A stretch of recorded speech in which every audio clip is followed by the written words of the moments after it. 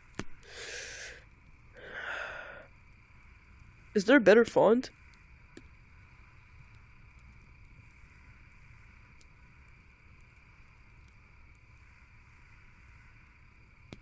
Let's do monospaced.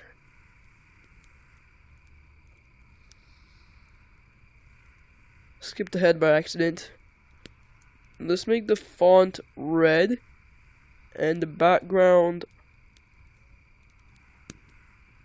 Can we make it white? Does this look good? No. Wait, where's black?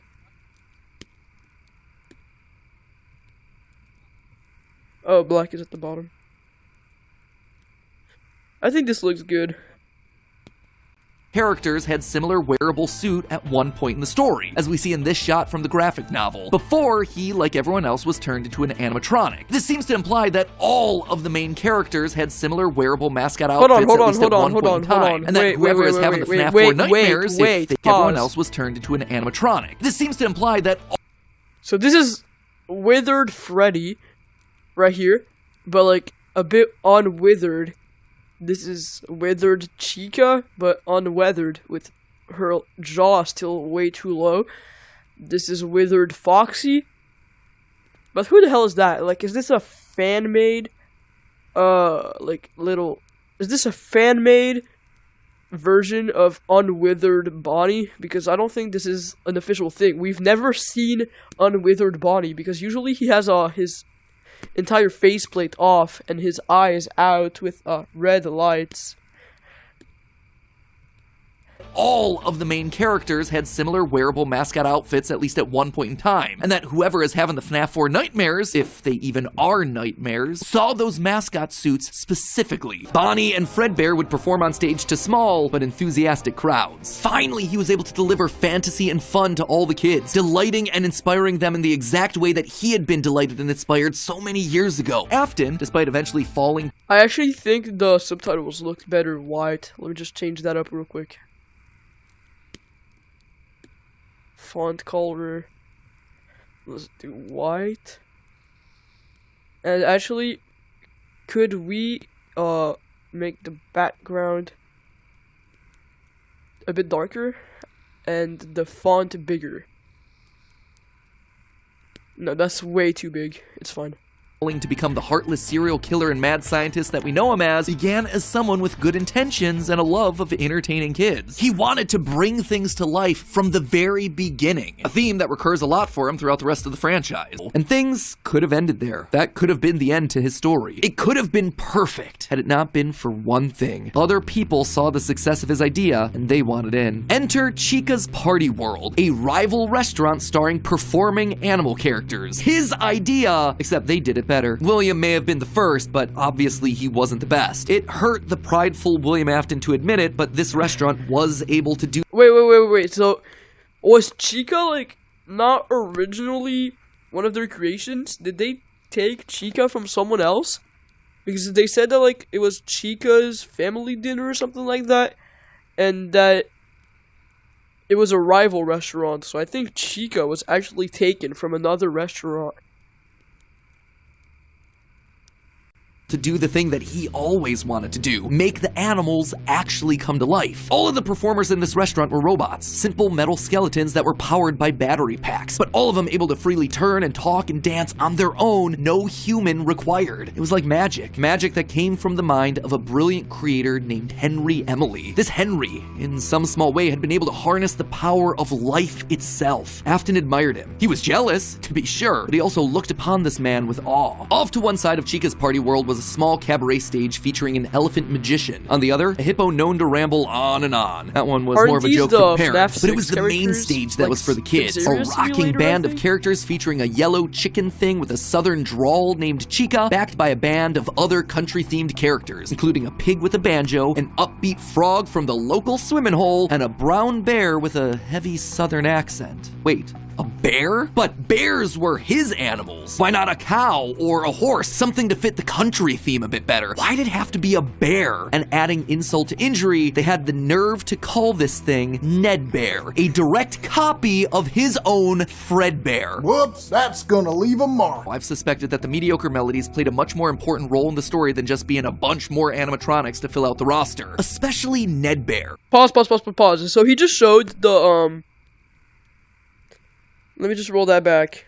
Let me just, which is just so... Whoops, that's gonna leave a mark. I've suspected that the mediocre melodies played a much... Mediocre Melodies, that's like the band from I don't remember which game. I believe it's Pizzeria I don't know how to say it. Pizzeria Simulator, whatever the word is. I'm not an English speaker. So we have Ned Bear, the Banjo Pig, the Frog, the Elephant, and the Hippopotamus. But we just saw that the band was Chica, the Pig, the Frog, and Ned Bear. So, are we gonna see like where the Elephant and the Hippopotamus went? No, like where they came from? Because originally it was Chica and these three. The Pig, the Frog, the Bear. Because I remember I've watched this video before, I just don't remember what the information is. A much more important role in the story than just being a bunch more animatronics to fill out the roster. Especially Ned Bear, which is just so suspiciously close to Fredbear. And yet, there are two key details that we're gonna have to justify with any mediocre melodies mention. One, they're very rudimentary with external battery packs, implying that they come very early in the timeline. And two, we know that, at minimum, Mr. Hippo does eventually become an official member of the extended Freddyverse. But if these things are supposed to be cheap, generic ripoffs... Also, what he just said about, like, oh, the battery pack is on the exterior, so that means that, like, it was somewhere in the early timeline, like, in the earlier years. That could sound like just assuming something, but I know that Scott Cawthon, like, the creator of the series, was extremely careful throughout all the games to have a consistent story, so I think it still makes sense.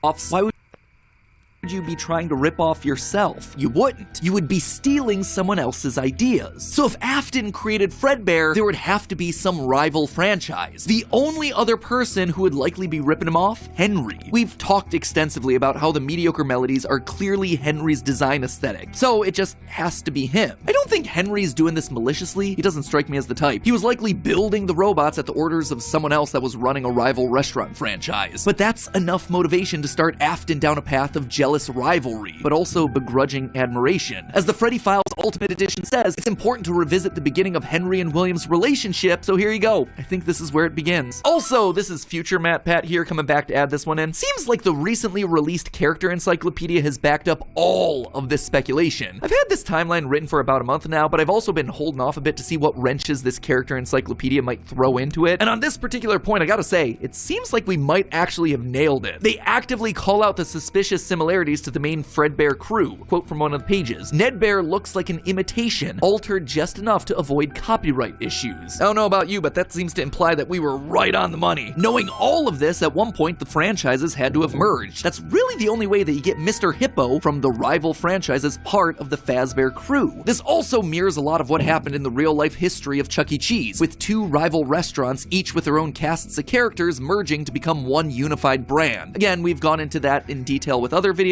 Okay, so I think I've seen this little part of the video at least 5 times? This dog, bro, I swear this dog is so fucking creepy, bro. Like, just the fact that the eyes are just a bunch of circles, I don't know, it's so unsettling. Like, let's just look at all videos, these just what happened real in the life, real by the way. This is real life. An actual real company that existed for children. Let's just look at all the Chuck E. Cheese with people. 2 rival restaurants, each with we have Chuck E. Cheese, not that bad. Jasper T. Jowls, I think it says. That is so creepy. Then we have Pasquality or something. It's unsettling because, like, I feel like because of FNaF and, like, Chuck E. Cheese, we're not used to seeing human animatronics in a restaurant. The dinosaur, Mr. Munch, is also kind of creepy. Krusty the Cat, at first, just didn't even look like a cat, but I kind of see it now. with their own cast. oink thing is just a bit funny, to be honest. I don't think it's as creepy. It's the characters merging to... Yeah, that one is terrifying. With the open mouth and the eyes just not even showing an expression. I do not like Harmony Howlett. become one unified The king, I think it's like a... It looks like a mix of a lion and a buffalo. I don't like it.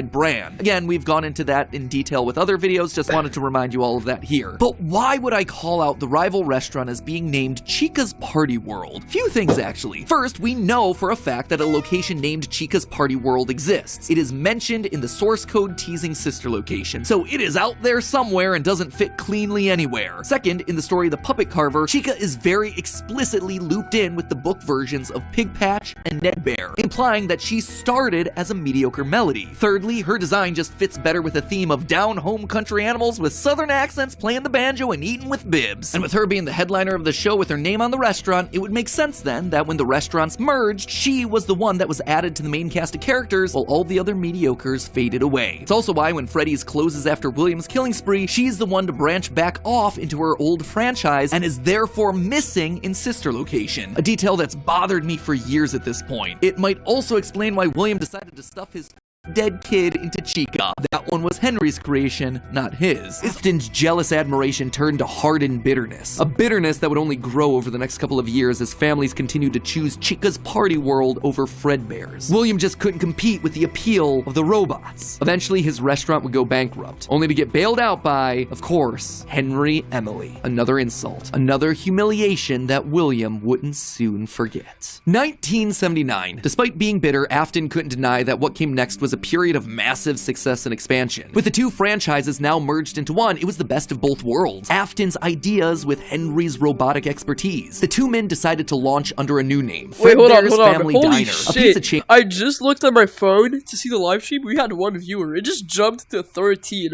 So let me just give a bit of context to what I'm doing. So me and my friend bought tickets to the FNaF 2 movie like on the first day. It dropped today and we're going tonight. So that's kind of fun. Oh, it just went down to 10. So in resume, just watching the entire FNaF lore before the movie. Chain that would eventually come to feature a mix of humans in performing suits as well as on-stage animatronics. They decided to stick with Fredbear as the headliner, considering the yellow bear was easily identifiable as a brand and because he was the original performing animal mascot. Afton appreciated that. This new restaurant would also see a mix of characters as the two franchises merged into one, with Pig Patch and Happy Frog performing right alongside Fredbear and Bonnie. And as part of this one big Fredbear family, they even got themselves official merch that were released, ranging from masks to magnets.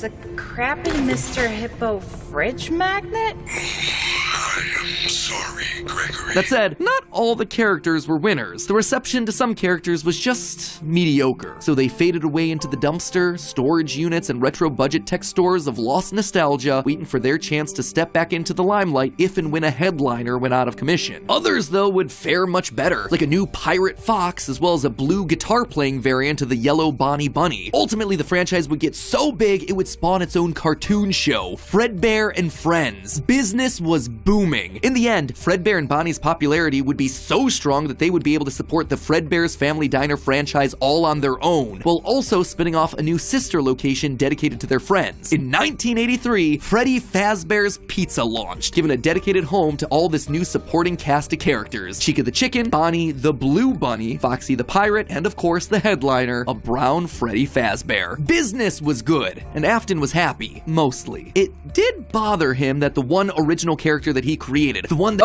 I don't know if this is mentioned like in the video, the headliner, a brown but you might have noticed these are the withered versions of Freddy, Chica, Bonnie, Foxy.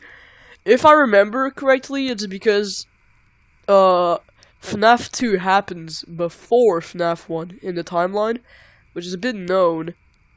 So for FNaF, no, that doesn't make sense. Hold on. So these are the first ever versions of the animatronics, which is why they are so withered. And like the pizzeria, the restaurant in which FNaF 2 happens is made before the one FNaF 1 is made in. So no, You know what? Never mind. I don't remember the lore. Freddy Fazbear. Business was good, and Afton was happy, mostly. It did bother him that the one original character that he created, the one that he himself played, Golden Bonnie, got passed over for inclusion in that cartoon show. The only character in the roster of regulars to get ignored for the show, but other than that, things were going smoothly. He had himself a wife, 2 sons, a daughter, he had a thriving business, and best of all, he was able to learn the craft of robotics from the man that he both loved and hated, Henry. Together, they were constantly pushing the limits of what these characters could do. Because it was quick and easy, new characters introduced into the roster would be given a simple hand-sewn suit with 5 fingers that any performer could wear. Eventually, Henry would design one of his signature animatronics for that character, utilizing a divided mouth with either a hinged or sliding jaw design. This was the first generation of animatronics. But why stop there? Afton had big ideas. What if the animatronics weren't just locked to the stage, but could freely roam the restaurant and interact with the kids? Bad what if idea, his mascot Henry. suits could become animatronics? What if you could use more than just rigid metallic skeletons? Why not experiment with tubes and wires that would give the animatronics fluidity and flexibility while still providing structure? The possibilities for this technology were endless. Bad Afton idea. fell in love with robotics. He had started with a dream of bringing one simple singing bear to life, but with robots, he had stumbled across the tools that gave him the ability to control life itself. And thanks to Henry, he was practically speedrunning his way to an engineering degree. And while William wouldn't admit it out loud, one other thing that kept pushing him forward was the desire to beat his former rival, to prove himself smarter and more capable, to surpass the man who everyone else considered to be a visionary genius. But pride cometh before the fall, and tragedy was about to strike. 1983, business was booming with 2 whole restaurant franchises running, Fredbear's Family Diner and the newly opened Freddy Fazbear's Pizza. Together, William and Henry had been able to take the hybrid suit idea and make it into a reality. They called their new invention the Springlock suit, and fittingly enough, it was symbolic of the partnership between these 2 men. A human suit as designed by William that could become a freestanding Henry-style robot. But because it was still new tech with kinks to work out, the rollout was limited, restricted only to the Fredbear's Family Diner location. All of this meant that William was busier than ever. He didn't have time to be a full-time parent, so he designed a nanny cam system where cameras and speakers were hidden throughout the neighborhood, as well as in his youngest son's favorite toy, Psychic Friend Fredbear. I mean, plushy Fredbear. But since cameras just weren't enough to raise a kid, he also left childcare duties to his eldest son, Michael. There was just one problem with that. Michael was far from the best babysitter. He tormented his younger brother by jump-scaring him with a foxy mask and constantly left him behind. William watched all of it from his cameras. Kids would be kids. Tomorrow was another day, after all. Except Michael's torment didn't stop. Hold on, my Bitter, headset's gonna angry die. thoughts would run through Michael's mind. Gotta Why find my did charger. he have to be the one to take care of this whining crybaby all the time? It just wasn't fair. It was time that he got even with his brother by playing the ultimate prank. A prank that just so happened to be on this crying child's birthday. He and his friends would take his scared little brother and make him do the one thing that he was terrified of doing, getting close to the animatronics. That would be embarrassing for the kid that was such an embarrassment to him. His brother squirmed, screamed, kicked, and fought, but just as they were putting that small, squirming boy up to Fredbear's lips, the mouth snapped shut. The sensitive spring locks inside the body had been triggered by the boy's movements, and they'd immediately clamped down. The wriggling stopped. The boy went limp, but it was just a prank. It was meant to be.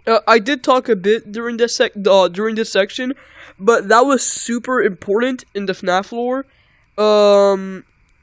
So William was very busy, so he left this kid, Michael Afton, take care of the family, and he liked to prank his younger brother. His name does vary a bit between Chris and Evan and Crying Child. So they were at the Family Diner once. Family Diner is where they have the yellow bunny and the yellow bear as Springtrap animatronics. No, not Springtrap. Springlock animatronics. And this guy, Michael, wanted to prank Chris or Evan or Crying Child into the Springlock yellow bear. So when he did that, his mouth closed, and that was a bite of 83. He got his head bit off, and he's dead. And also, I think that Golden Freddy is this yellow bear, Fredbear, so that's why Golden Freddy is Chris or Evan or Crying Child. To be funny. The boy was taken, was immediately given an IV. and pills filled the nightstand next to his hospital bed, but the damage was too severe. He couldn't recover. As the younger brother's consciousness began to fade, he could hear Michael's last words, a small and flimsy apology. But his father, Williams, through the voice of the Fredbear plush, were a firm and committed promise to a dying son. I'm gonna go back. Hold on, run it back. 26 minutes? I'm not there yet. What? I was at like 13 minutes. Nope, not yet. Was I there yet? I am sorry, Gregory. No, that was ages ago. Was I really this far?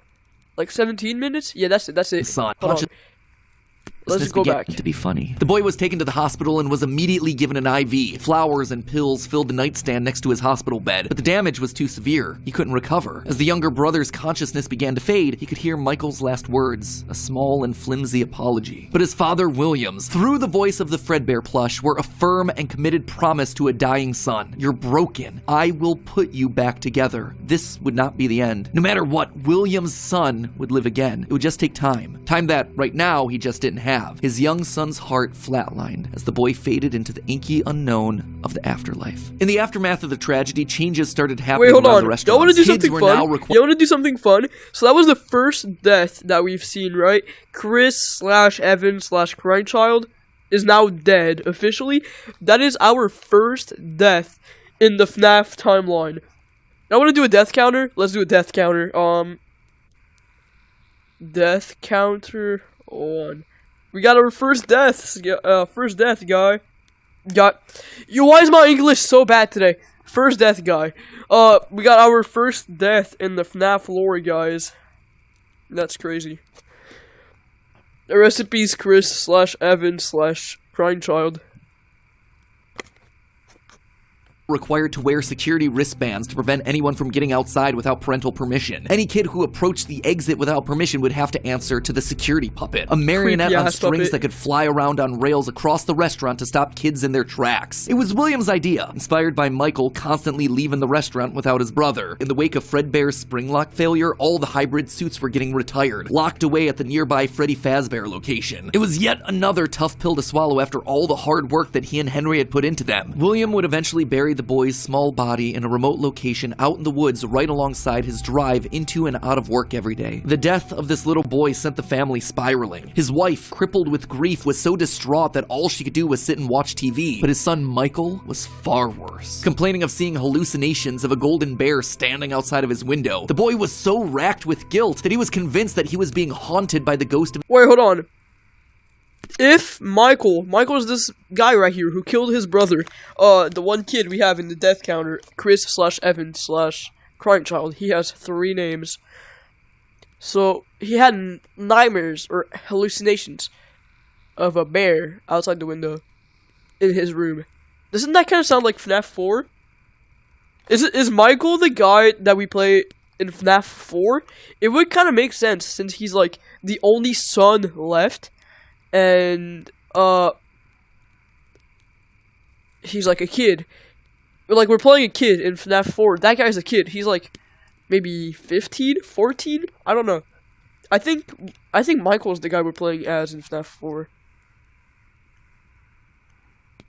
Ghost of his brother stuck inside the suit that took his life. The suit's 3-toed feet digging into the wet earth. The words, "It's me," ringing through Michael's ears. Some nights, Michael would even go so far as to break out of his room to check the gravesite and ensure that his brother was still there. As for William himself, he disappeared into his work and his drinks. Junior's, the local bar, wasn't far from his son's gravesite. He found himself going there more and more frequently, spending longer and longer amounts of time there. The bar gave him a place to think, to remember, to reflect and stew on how Henry had stolen his idea for an animal-themed restaurant. How they'd cut his character out of the cartoon when everyone else was there. How Henry had humiliated him by buying him out of bankruptcy. And now there was his son. Henry had taken his son from him. The robotic part was the part that failed, after all. William ordered one more drink, but it was one too many. The bar turned him out and told him to go home. But William didn't go home. Drunk and angry, William raced back to the restaurant to give Henry a piece of his mind, only to find someone everyone else waiting, Henry's daughter, Charlie, locked outside of the building, bullies laughing at her through the window. Fine, some other problem to fix. But then Afton got an idea. A beautifully awful idea. This was his chance to get back at the man that had humiliated him all those years ago. Henry had killed his business, and now Henry's robotic suit had killed his son. It was time for William to do some killing of his own. Let Henry feel what it's like to have something you love get ripped away. While parties continued inside the walls of the pizzeria, William attacked Charlie in the back alley. And it felt good. Oh my god. Years of resentment and bitterness trapped in his heart. Pause. Death counter, guys. We're updating the death counter. Death counter. We are at 2 deaths. Rest in peace, Charlie. Wait, is Charlie the puppet? I think Charlie's the puppet. Hold on. Is it Charlie or Charlotte? Like Charlotte. Charlotte? I think it is. FNaF, Charlie, or Charlotte? I know these are 2 characters, but isn't that the same person?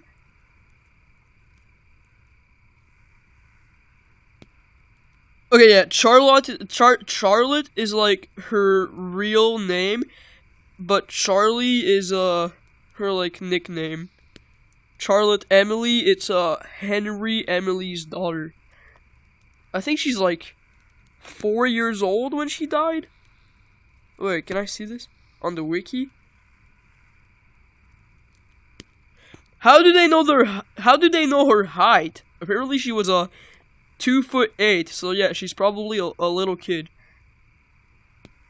Okay, let's run it back a few seconds because I screamed a bit. Parties continued inside the walls of the pizzeria. William attacked Charlie in the back alley. It felt good. He felt free. The years of resentment and bitterness trapped in his heart finally released in a moment of pure unapologetic evil. He would make Henry hurt like he hurts.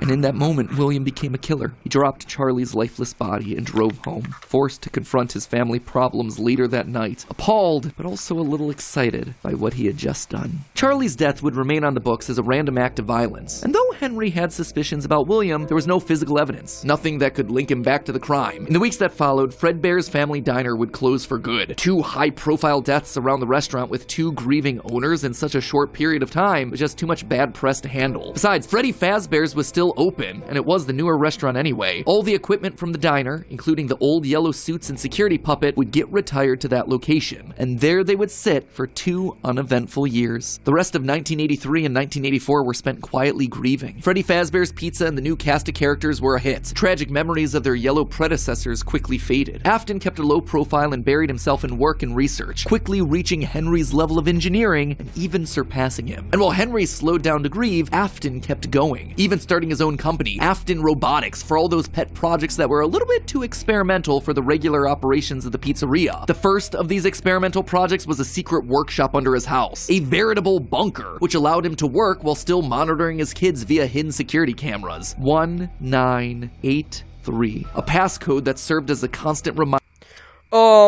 Just a little bit of a checkpoint on the lore. I think this is like the first FNaF game in the timeline, right?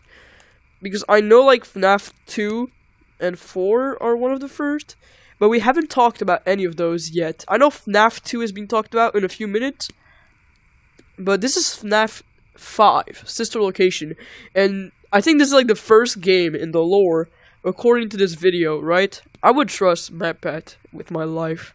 So yeah, let's say FNaF 5, Sister Location, is the first game in the entire timeline. Reminder of why the cameras were so important, why he was down there in the first place. This was all to fulfill the promise that he had made to his son, right? I will put you back together. This was for him, all for him, right? But cameras weren't enough. He needed to solve the runaway Michael problem. He had to keep him in the house. He couldn't have another one of his kids wind up dead inside of an animatronic suit. So why not run a little experiment on Michael? You see, all this work with Henry had gotten Afton to start learning more about life, robots, the human mind, and what a fallible machine machine we as humans were. Our reality is so easy to manipulate with a few sensory deceptions. Deceptions like sound. With just a few sounds, he had discovered that he could alter a person's vision. He could transform blank, smooth, plastic robots into lumbering... I know this is FNAF 4. It's very common knowledge in the FNAF universe. This is Nightmare, I think his name is. But, like, didn't we just see FNAF 5? I feel like the two games aren't that close to each other. Is FNAF 5, like, not happening yet? Is it just, like, the place of FNAF 5? I think FNAF 4 is the first game in the lore, actually. So let's say FNAF 4 is the first game in 1983, which is when Crying Child, or Evan, or Chris died. Is the first death on our death counter.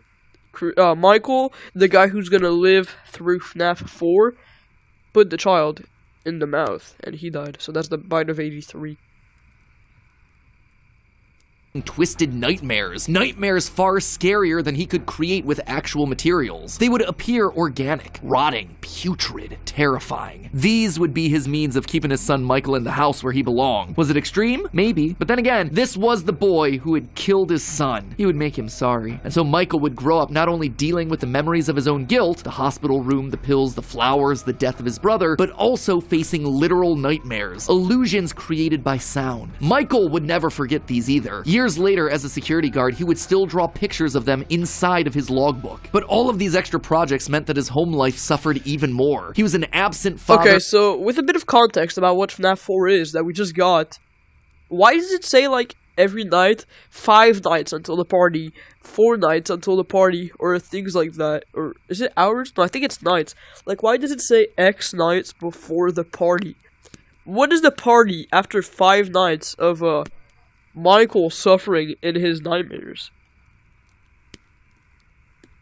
Father and a non-existent husband, leaving his wife cold and alone. Why do you hide inside your walls when there is music in my halls? All I see is an empty room, no more joy, an empty tomb. And despite her repeated demands that he leave his office and engage with the family, he refused time and time again, leaving her no choice but to leave. You burned down my house? You call that a house? It was like a morgue in there. You need to see your son. The baby isn't mine. Well, how's this?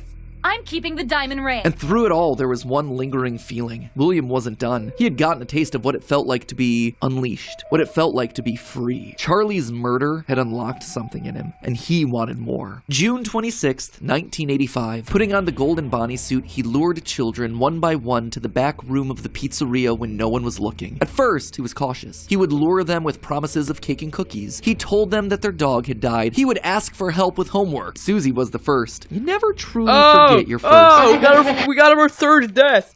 Rest in peace, Chica. Welcome to the stream. The real Pharaoh? I don't know. We got our third death on the death counter. Let's go. Death counter 3. Well, let's do a little rest in peace in chat. A little ceremony. Hold on. Let me just pin this. Okay, rest in peace, Chris/Evan. Where's like the little bird thing? Bird? Yep, okay.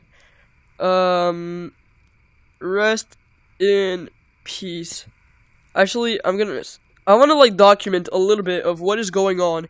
I'm doing this stream because I'm watching the FNAF 2 movie a little bit later today, and I want to refresh my memory on the lore. So let's say, rest in peace, Chris/Evan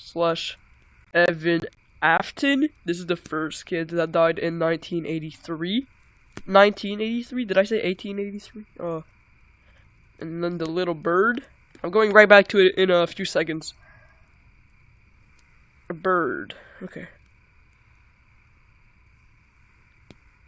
Send that message. Where are you from FNAF 2 movie? Where are you from? FNAF 2 movie isn't showing in my city. Yo, FNAF 1 movie was basically everywhere in 2023. So I just went to like the older side of my town, and I was able to see it. I'm not gonna tell you where I'm from though, but I'm like from the eastern part of Canada, like Quebec. They speak French, which is why my accent is not really good. But the FNAF 2 movie, it's basically nowhere. Like, we found one cinema, me and my friend, we found one cinema that we were going to be able to go to watch the FNAF 2 movie. And, like, it's only in English, not in French. And it's, like, $40 per ticket. $50 per ticket. Like, he was going to invite his friend group with me, him, and, like, 5 other people. But I'm the only one who said yes. It is so expensive. Yeah, the Mr. Bread guys. The guy I'm talking about. $40. I did exaggerate a little bit. I don't know how much it is in US dollars. In Canadian dollars, it's 34. Yeah, he is. So death counter, we got 3 deaths. Rest in peace, Chris / Evan Afton. Rest in peace, 31? I thought it was 34. Charlotte, oh, it's 34 cents. Rest in peace, Charlotte Emily. Rest in peace. I'm gonna stop saying the year because I don't know when Susie died. Rest in peace, Susie. That's basically like the child inside of Chica. Elizabeth. I think Elizabeth is William's daughter. She's not dead yet. Oh, okay. We got someone who has knowledge in here. 1985. I'm gonna trust you. Let's play the video. 1 hour left. I have seen everything. But where to hide the bodies? He couldn't sneak out. Someone would see him. He had to hide them in a place where they'd never be found and where they'd never leave the building. They had to be stuffed inside of the suits. No one maintained those things anyway except for him. And so Susie would go into Chica. Fritz, Jeremy, and Gabriel would come next. Oh, 3 deaths too easy. in and one. Each little... Holy shit. What were they? Fritz? That's Foxy. Gabriel. That's... I forgot the names. It's not on screen anymore. It's Fritz, Gabriel, and...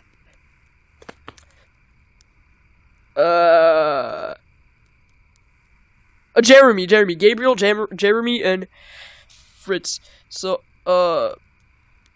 Fritz is Foxy.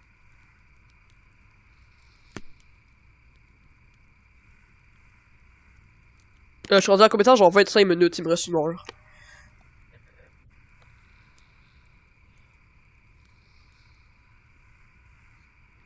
Next we got Gabriel.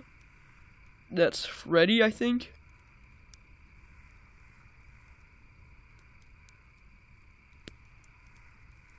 And then we have Jeremy.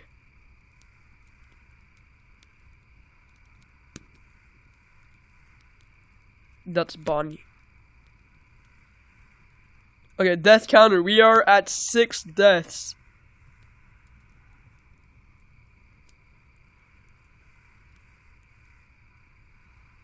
Pin the message real quick.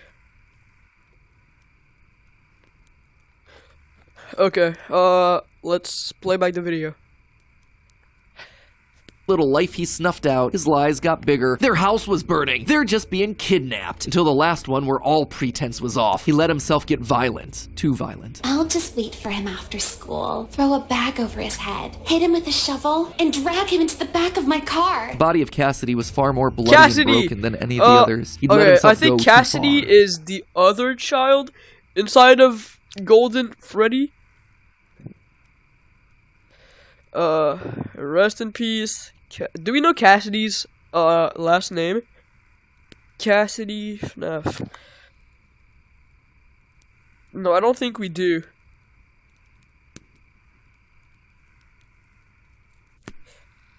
No, we don't know. Oh, we know her exact date of death. June 26th, 1985. But we don't know their last name. Rest in peace, Cassidy. Death counter. We are at 7 dead children. That's cool. Full name is Cassidy Dead. Dead could not be Cassidy's last name. There's no way. Yeah, we just don't know what it is. like, I don't understand how, we don't know if Cassidy is a guy or a girl, but we know, like, we don't know her, or their family name, but we know the exact date of death, like, the exact day.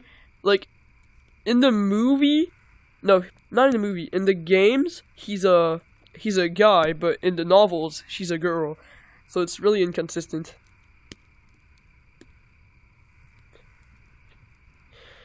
Puis regarde mes goddamn messages. Quel message? J'ai tout vu. Alright, m'en aller laver, ranger le lave-vaisselle. Puis à vous, je viens watch avec toi. Dans Big Screen, l'app que je joue dedans, right now, je pense pas que tu peux join. J'ai pas fait de room, puis si je fais un room, il faudrait peut-être que je restart, puis ça me tente pas trop, fait que je vais juste rester dans le chat. Monte dans le chat, ben j'ai monté. T'es rendu à combien de temps? Je t'ai répondu, je suis à 26 minutes. Alright, start the video.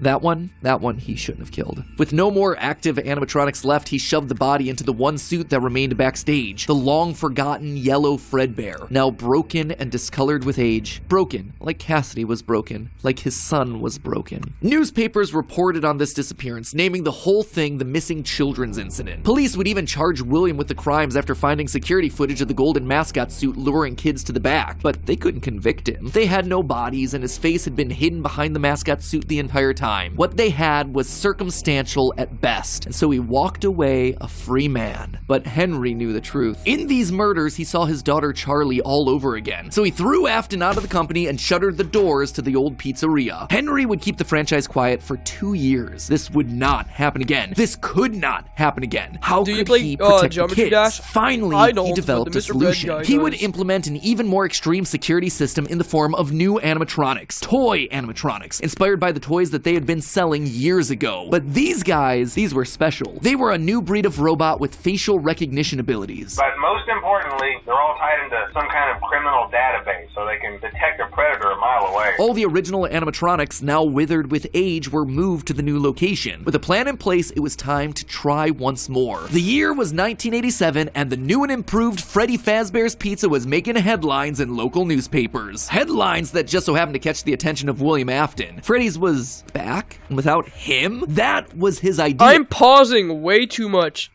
but I just saw $100.50 per hour. Let me just do the math.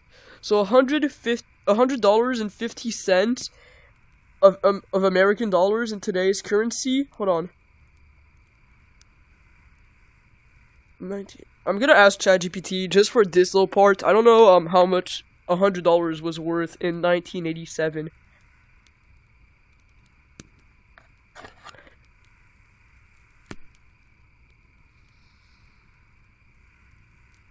So today that's about like $286.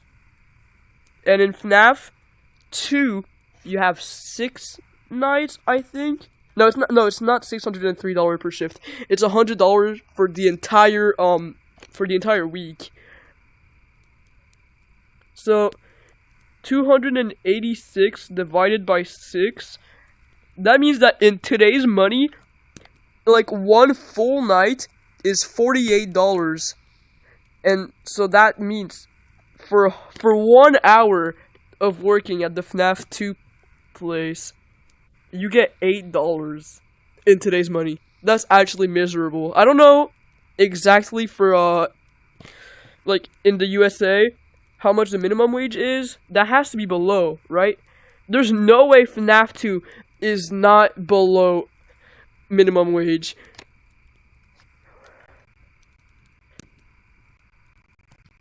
His character. Henry was, yet again, trying to cut him out of the picture. No. As long as these restaurants stayed open, William would always come back. Then he noticed the phone number to apply at the bottom of the article. $100 a week to apply. I told you, it was a week. Afton would go back, not as an owner or co-founder. He would go back in the one place that they would least suspect him, a lowly day shift security guard. And there it was, buried in the back of parts and services, mixed in with the old withered animatronics, was the golden rabbit. With the yellow security badge still on his chest, he used his crank to pull open the spring locks. It was time for Bonnie to give an encore performance. Someone used one of the suits. That happened in FNaF too? I don't remember. Someone used it. Now none of them are acting right. From what I understand, the building is on lockdown. No one is allowed in or out, you know, especially concerning any previous employees. When we get it all sorted out, we may move you to the day shift. A position just became available. 1987, 5 more kids. Oh, we got more deaths! Getting back into the suit after 2 long years of waiting. Wait, are these the same kids, or are these, like, the new ones? Are these new deaths?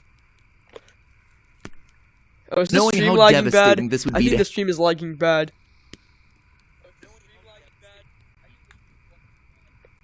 A position just became available. Are these new 1987, deaths? 5 more kids. He didn't know what felt better. These are definitely new kids. So, death counter, we are 12.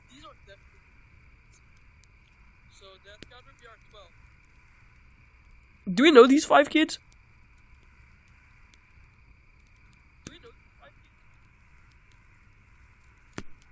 I don't think we do, but I'm not gonna look it up anyway. I'm trying to watch some FNaF lore.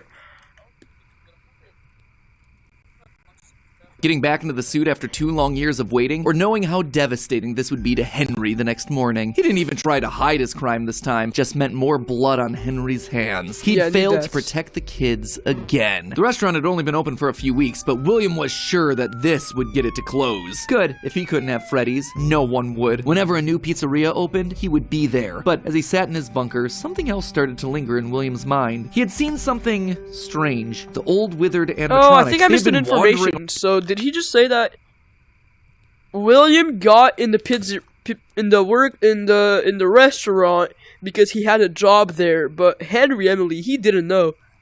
So in the lore, don't we like doesn't it in the games, doesn't it say that we play as Mike Schmidt in FNaF 2? So is Mike Schmidt William? No, he can't be because that's Michael Afton. Is that an inconsistency in the lore? I think that's an inconsistency.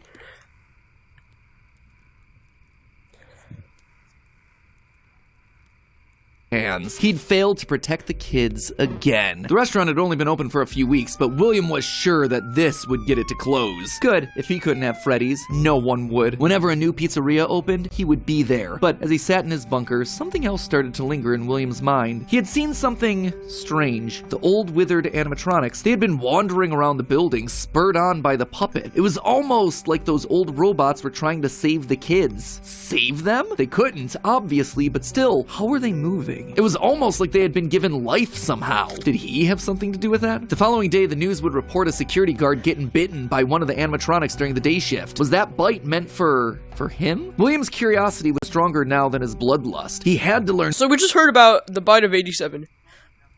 Wait, hold on. No, Mike is Michael. William got in with his old security. Oh, okay, I got it. He just, like, briefly mentioned the bite of 87. But, like, did the bite of 87 kill the man? It for sure did, right? That's a death. Was the bite of 87 fatal? Oh, it wasn't?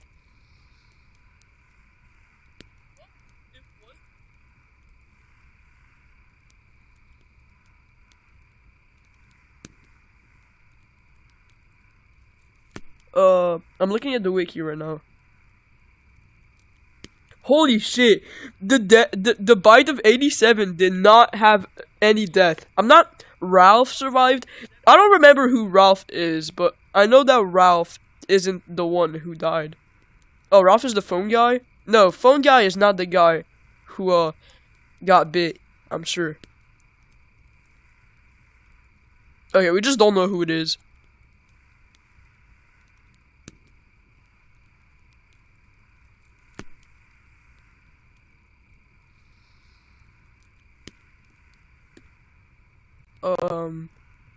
Wait! The wiki says that there's a possibility that the bite of 87 actually happened in the first game. Like, in the location of the first game. Is that possible? Anyway, I'll just run it back. Yeah, Ralph is the phone guy. Phone guy did not die. He said that bite of 87 happened.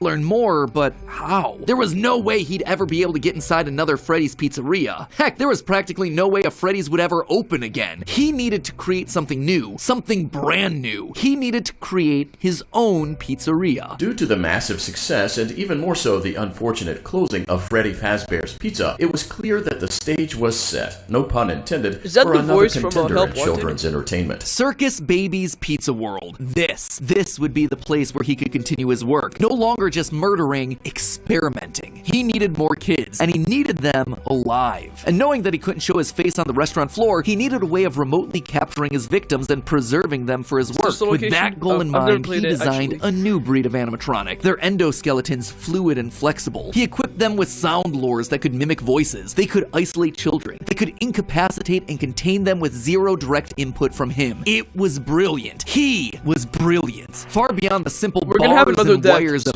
Henry's designs. And the characters he chose for this were uniquely his. His new roster wasn't going to be tainted by Henry's disgusting barnyard bird. Instead, it was back to his characters, his creations, Freddy, Bonnie, Foxy, as well as two special ones. The first, Ballora, was an homage to the woman who now have him again. The second, the titular baby, was designed his Elizabeth, his youngest child. She would always be Daddy's little girl, the one that listened to him, the one that obeyed until the day that she didn't. Daddy, why won't you let me play with her? She's so pretty and shiny. Yes, it's coming. Didn't it's coming. you make her just for me? Let's go! Let's go! We got death, right? Oh, you gotta go. See ya. You really carried this chat for a bit. Elizabeth Ashton. I'm pretty sure she died from that.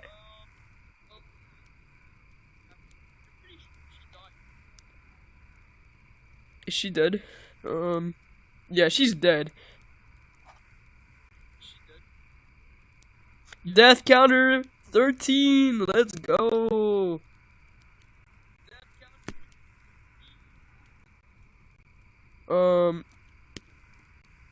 Rest in peace, Elizabeth Afton.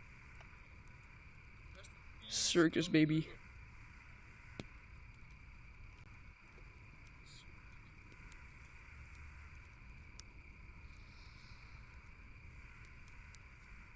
We got 13 deaths in the FNaF lore. That is absolute peak.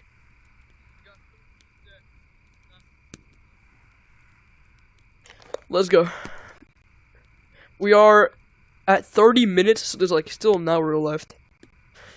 Day before Circus Baby's Pizza World opened, she disobeyed. She didn't listen. Left alone with Baby, she got too close. The animatronic ripped in half and swallowed her whole. A scared and confused child fading into eternal darkness. By the time Afton found her, it was too late. She was gone. He immediately canceled the launch of Circus Babies under the guise of a gas leak. But wait, as he sat there at the foot of the stage, he noticed that something was different. The eye color of the robot had changed. Baby had been built with blue eyes, but now they were emerald green, the same color as Elizabeth. Was she in there? Could this all be connected to the free-moving animatronics that he had seen at Freddy's? He had to know more. His mourning turned to excitement. He had to return to where it all started. 1993. Pathetic. This place was pathetic. Henry had clearly tried to reopen one final time with those old original animatronics from so long ago, but William's damage to the brand had been permanent. These things stank of death. They hadn't been washed in decades. But even if they had, nothing could wash away the stink of murder that haunted these halls. One night, then another, then another. William repeatedly snuck into the old broken restaurant to lure the living animatronics to him, one by one dismantling them, robbing them of their endoskeletons. The metal had to be the secret. It had to contain the remnants of life itself. But he had to know for sure. Leaping out of a room that was invisible to the animatronics programming, he dragged the oversized robotic skeletons back to his underground workshop, back to where Circus Baby watched on with glowing, curious eyes. Eyes that somehow felt alive. Not knowing what else to do, do, William melted the robotic parts down. 5 animatronic endoskeletons reduced down to one silvery puddle of goo. Could he transfer this living metal to his own creations? He had to try. He picked up a syringe and filled it with the molten metal and injected the goo into Funtime Freddy's twisted, wiry endoskeleton. And suddenly the coils came to life. Like snakes writhing in a pile, what had once been cold, lifeless metal moved and jolted on its own. He'd done it! He had unlocked the secret to life itself. Wait, is this Phasgoo? Something was clearly wrong. The movements were erratic. They were violent, angry. Baby didn't act this way. She had been calm, collected. This was clearly something else, something mindless and frantic. Perhaps by mixing the souls and then portioning them out, he had created incomplete beasts. He would need to keep testing to truly understand it. He needed more of this remnant. As he searched the old pizzeria one more time for any remaining scraps of metal, the ghosts attacked. His past victims come to collect their due, all led by Cassidy. The 5 lined up and blocked the door, and Afton's mind reeled. The scientific implications of this were incredible. Ghosts, real ghosts that he could see, all standing against him. But what could they do? What couldn't they do? He panicked as Cassidy approached. How do you stop something that's already dead? Maybe with the thing that resulted in their death in the first place. He would get into his suit like old times. He would regain his power over them just like the day that they died. He was the genius. He was the one in the suit. He was the one in charge.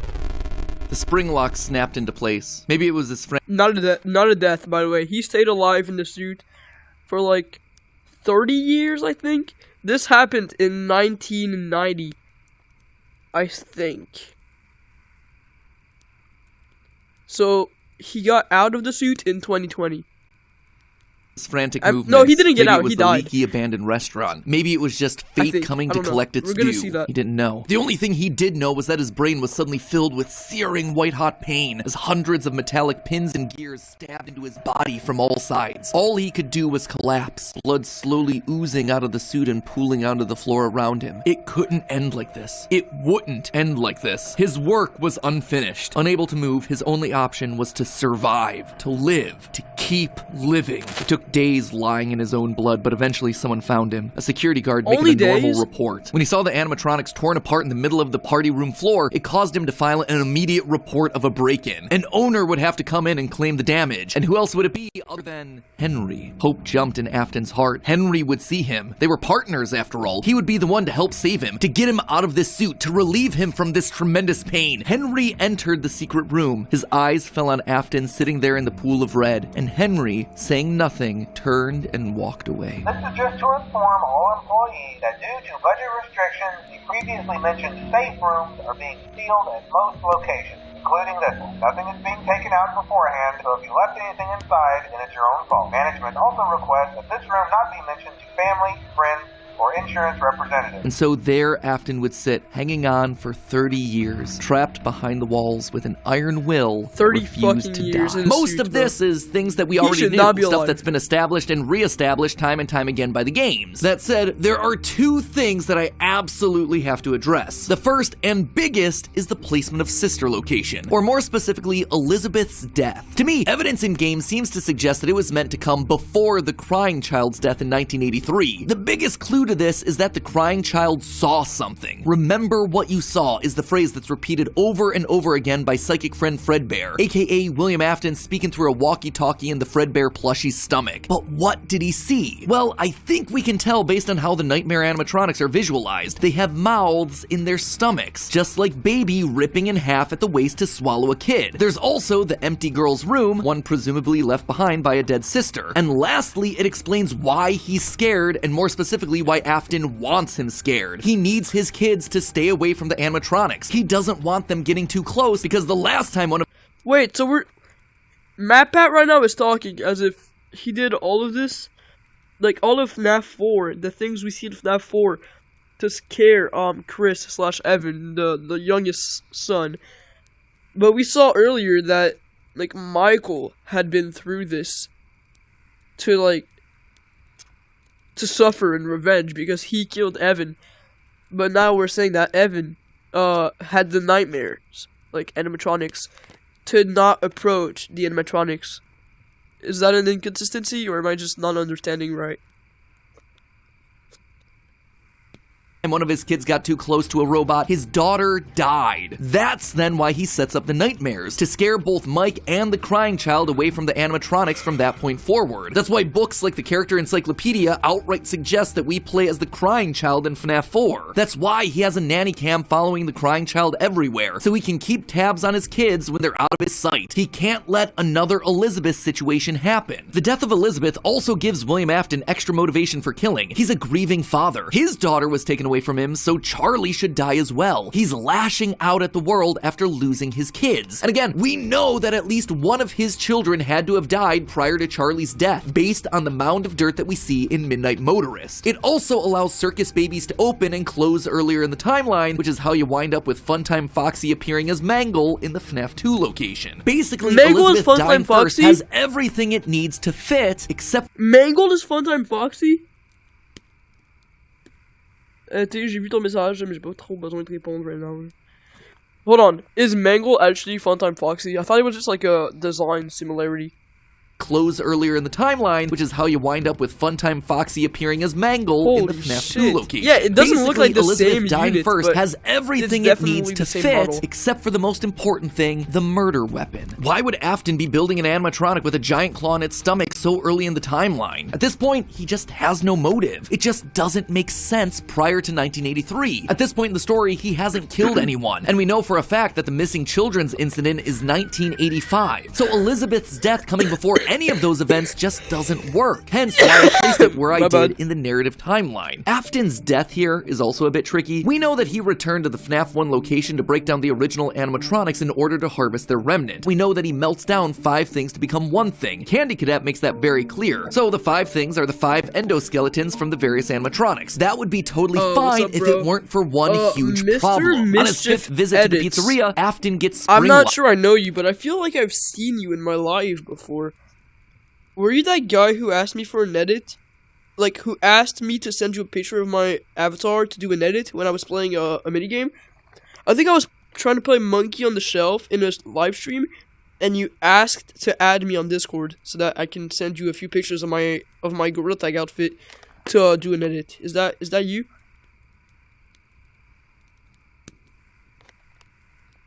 Or I'll just start the video.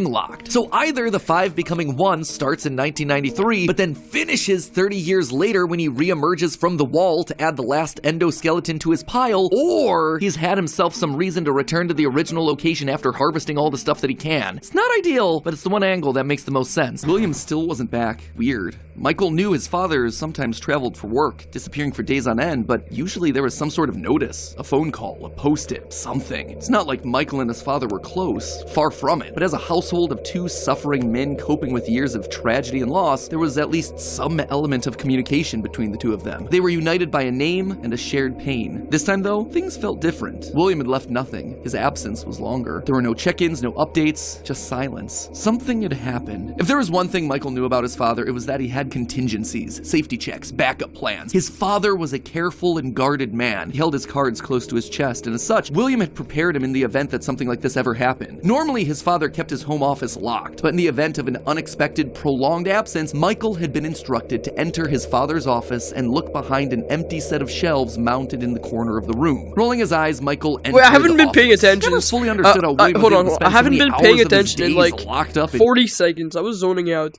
I'm just gonna run it back. Sorry.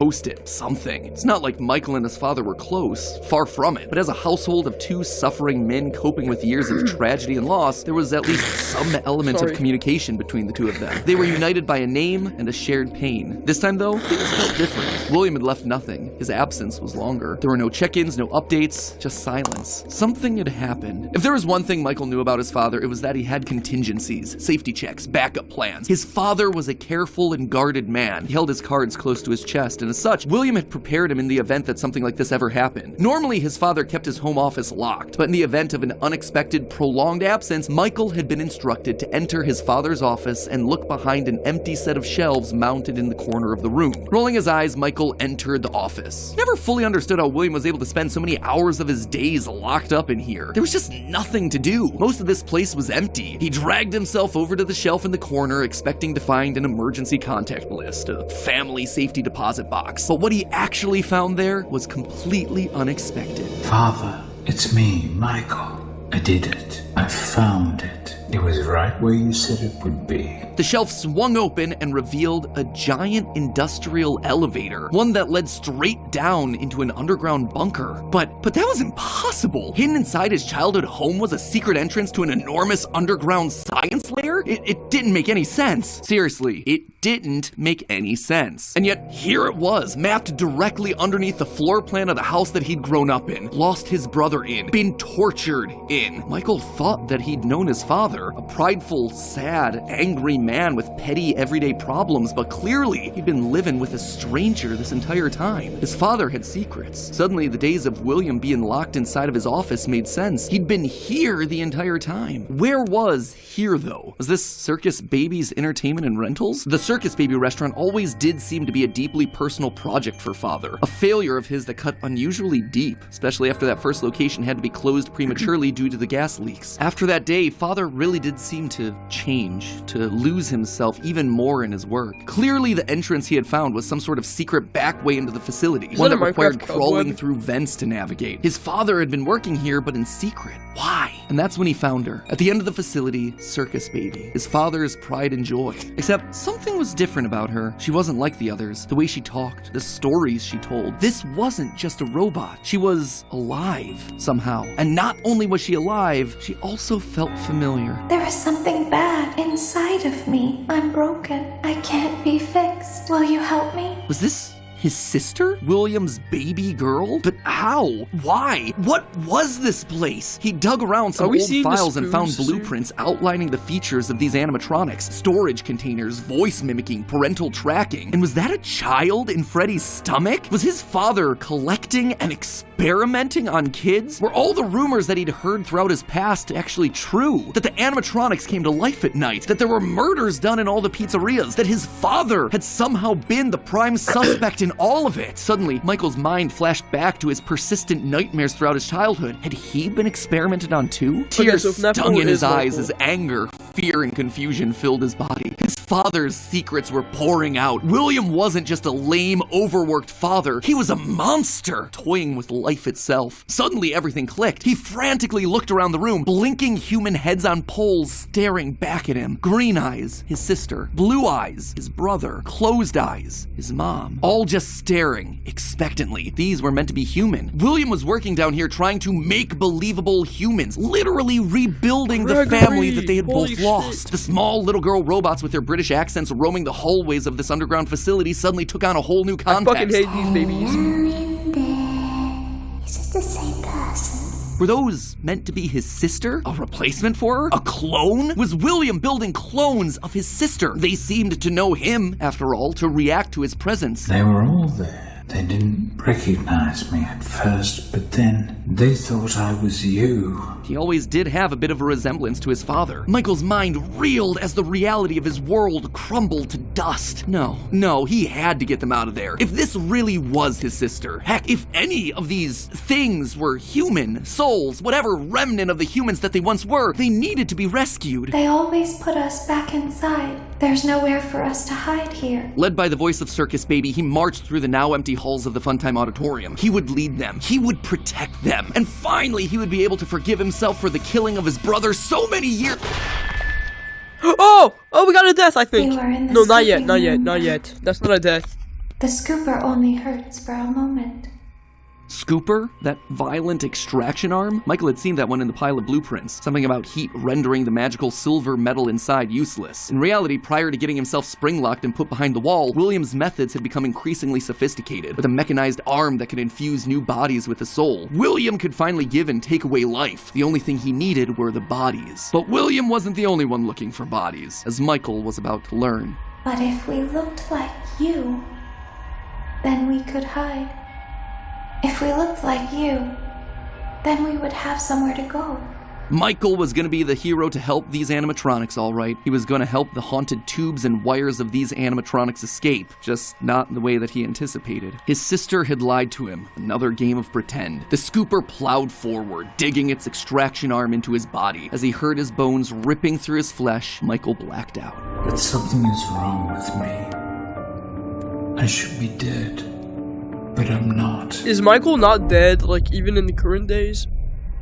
For the next several months, Michael's life was not his own. He was forced to comply with a tangle of wires and spirits that lived apparently inside he of died, him. His body like, felt after like an FNaF overfilled 3. balloon, begging That's to crazy. burst as day by day, week by week, his flesh began to sag and discolor. He was a walking, talking, rotting corpse, alive, but wishing he wasn't. He was a puppet, a walking shell. And while he did his best to conceal his fate, there was only so much a man filled with robot spaghetti could do. The entity in his innards would eventually leave, but by that point, the damage had been done. His decaying flesh stank, turning him into a literal purple guy. But still, even with no bones, even with rotting purple flesh and begging to die, Michael continued to live. That silvery metal remnant injected by the scooper meant that he couldn't die. His anger also refused to die. What he had seen down there in his sister's location had rocked him to his core. His father had killed and captured dozens. His experiments had killed his sister and then tortured him throughout all his childhood. He was actively trying to build human replicants. He didn't know where his father was, but Michael knew that he was out there somewhere. I've been living in shadows. There is only one thing left for me to do now. I'm going to come find you.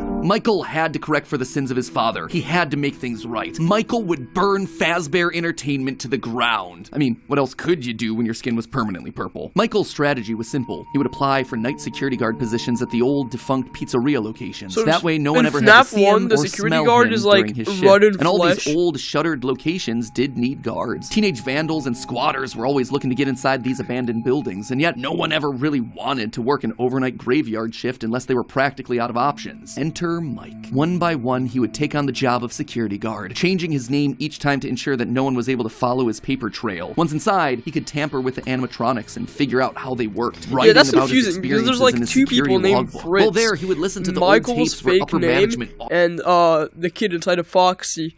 I don't know why Scott decided to do this because like they don't even know each other. Michael Afton does not know Fritz, the kid inside of Foxy, but he chose the name Fritz when he got a job at the FNaF 1 location. And they don't know each other, so it has nothing to do with that. So why did Scott decide to do this? It could get really confusing. Sometimes things are just so precise, like, it kind of feels like it's a real story, but I don't think it is. It's FNaF. There's, like, living pieces of rotten flesh. Awkwardly welcomed new recruits to their summer jobs, even though he was working there nowhere near the summer months. He heard the gory details of his father's franchise from the outsiders looking How do in, we know it's confused winter? and afraid about what was happening in the walls around them. Sometimes he would see his brother in the form of the Golden Freddy suit. It's me appearing on the walls around him. Except now, there was something else there. He was no longer alone. Another angrier presence was also in the suit, as if two spirits were forced to share the same body. And Golden Freddy would attack him now. It was aggressive. Its vengeance wanted to lash out at anyone with the Afton name, anyone who wore a security guard outfit. Over time, Mike worked his way through the old restaurants, the original pizzeria, the bigger, better Freddy Fazbear's. He spent weeks there looking for clues as to his father's whereabouts. Is that FNaF and each 3? time at the end of his week's shift, he would then set the location on fire. Remnant can't survive high temperatures after all. So burning away whatever spirit-laden animatronics that still existed inside seemed like a winning strategy. All this revisiting of his past, though, was causing the nightmares to begin again. Hallucinations that brought him back to his childhood. The guilt around killing his brother. His dreams were oddly mixed with the shrill phone calls of the security guards. But it would all be worth it in the end. The goal was to eventually stumble across the one location, the one job that would finally reunite him with his father. Little did Mike know that that day would come sooner than he expected. 2023, an advertisement came across Mike's TV. Fazbear Frights, a new horror attraction inspired by the awful crimes that occurred around Freddy Fazbear's Pizza so many years ago. It made Mike sick. People looking to make a quick buck off the tragedy tragedy of others, off his own family. This wasn't a joke or entertainment. Regardless, he had to be a part of it. If this team was combing through his family's history, they might stumble across something that could be useful. And if his father was truly still alive as he suspected, there would be no way that he wouldn't show up here. Maybe finally this could be the final chapter in his family's marathon of tragedy. Mike applied for the job and was immediately That's in handed the keys. 2020, Years by the of doing way, this had in taught the him that FNaF security lore. guards rarely We started receive in thorough security 1930. checks. The They also lore has liked how been creepy going Mike for looked. 90 They thought it was a years. costume, on theme for the job. What little they knew. Hey, glad you came back for another night. I promise it'll be a lot more interesting this time. For weeks, there was nothing. But just as Mike considered giving up, he received the call that he'd been waiting for years. You're not gonna believe this. We found one. A real one. Could this finally be him? Sure enough, there he was. William inside his iconic golden Bonnie Springlock suit, only now it was green and decaying with age. And there they were, a small family of broken men finally reunited. It's been a long time. We haven't gotten to death. Mike had always since, struggled like, with the phantoms of his past haunting him. But now, all the animatronics he'd encountered over the past months, hopping from pizzeria to pizzeria, suddenly sprang to life. Their burned faces haunting him as he tried to keep track of his father on the cameras. It would seem that William's mere presence had put the spirits on high alert. Ultimately, they were harmless, more annoying than anything else, but there was one that felt different from the others, one that was more than just a mere phantom, the security puppet. If he looked at the cameras at just the right moment, he could see it floating there through the halls. He could even see its reflection in the water pooled on the ground. It would seem like he wasn't the only one there on a mission. While he was dealing with Springtrap, Michael assumed that this one was likely dealing with the spirits of this place, finally setting them to rest. Hopefully this means a happier day for all of us, Mike thought to himself. And in that moment, he felt the air Callaghan? around I feel like him I've seen you in release, one of my pressure lives being before. let out of a bottle. So The me and a building friend are sighed. going to watch the FNaF 2 movie tonight, and I'm just refreshing my memory on the entire FNaF lore. I've been watching for 50 minutes, so you've missed a lot of things.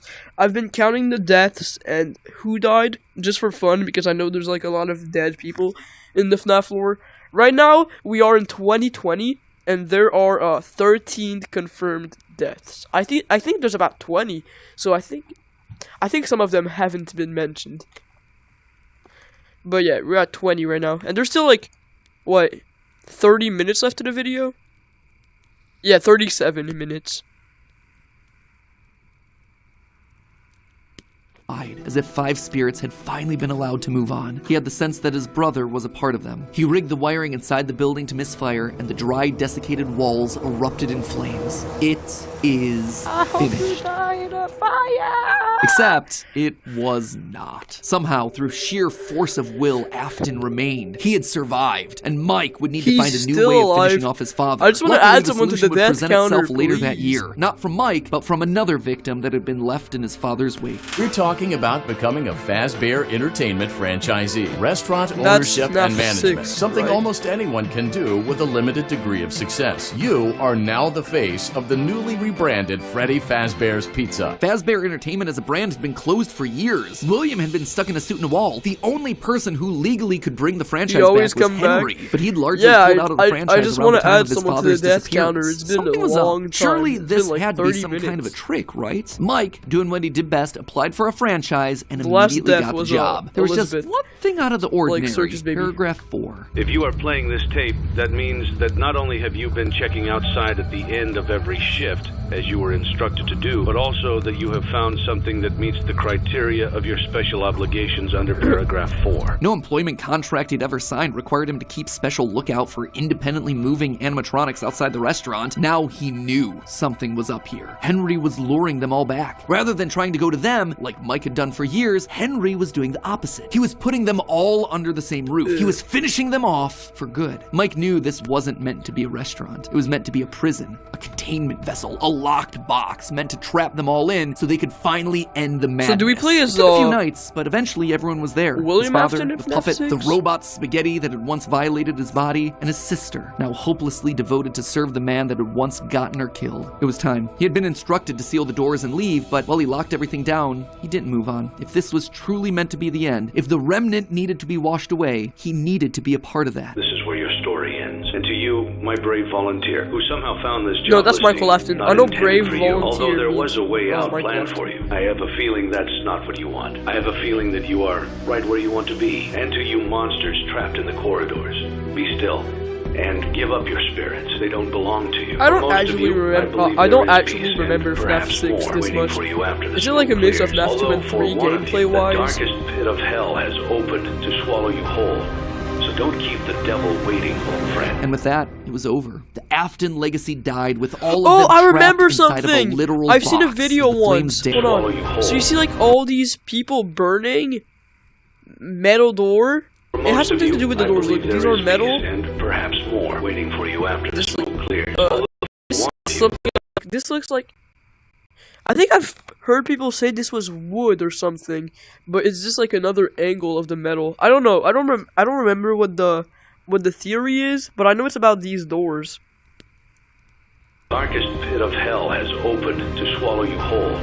So don't keep the devil waiting, old friend. And with that, it was over. The Afton legacy died with all of them trapped inside of a literal box. As the flames danced around the office, Mike, for the first time in decades, was happy. But William wasn't gone yet. Although the darkest pit of hell was open and waiting for him, something or someone wouldn't allow him to move on. Instead, he found himself locked in moments from his past. The pizzeria, his son's room, but his he has to be underground dead, bunker. right? It was Is as this if his brain's consciousness at some neurons were all point? firing at once, overloaded, mixing and matching all his biggest fears. He has to be regrets, dead. failures. What was this place? How did he get here? He called out into the silence.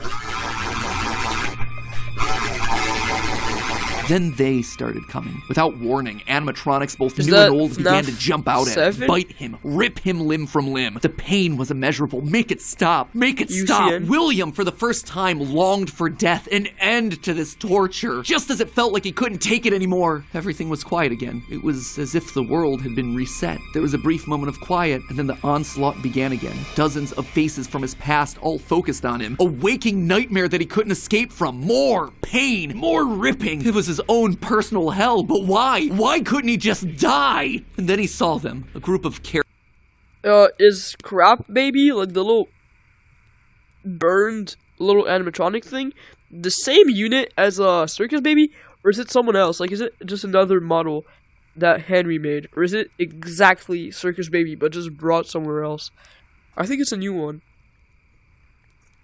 characters he never thought he'd see again. Those janky, stolen characters that had started everything. The mediocre melodies. It had all started to go wrong once they showed up. Once Henry had made them. But mixed in with their obnoxious southern drawls, William heard something else. It was barely a whisper, but he could just make out the words. He tried to release you. He tried to release us. But I'm not gonna let that happen. I will hold you here. Why is Cassidy whispering? I will keep you here. No matter how many times they burn us. That voice. He knew that voice, but from where? Greetings from the fire, and from the one you should not have killed.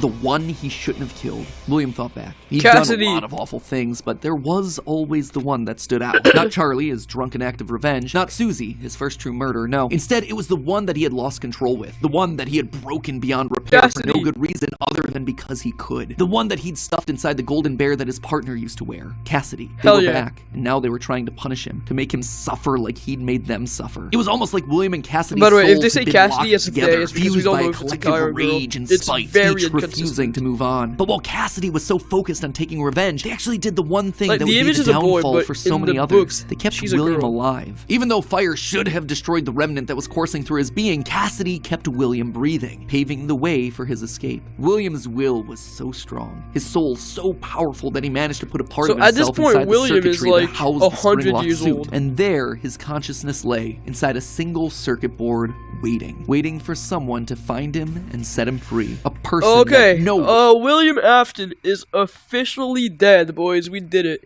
After how many minutes? After 55 minutes of watching the FNAF lore, William Afton is finally dead. Oh my god. When did he die? Hold on. When did William Afton die? It says 1993, but that's the spring lock thing. He didn't die from the spring lock. All of the sources say he's not really dead, but like he's not a living human anymore. He's a consciousness, which is not the same. Like all the children inside of the suits are technically dead, even if their consciousness are still there. Okay, the wiki says it's in the 2000s. That's all we know. Is in the 2020s. So it's between 2020 and 2029. There's a chance that, like, today, William Afton is not dead yet.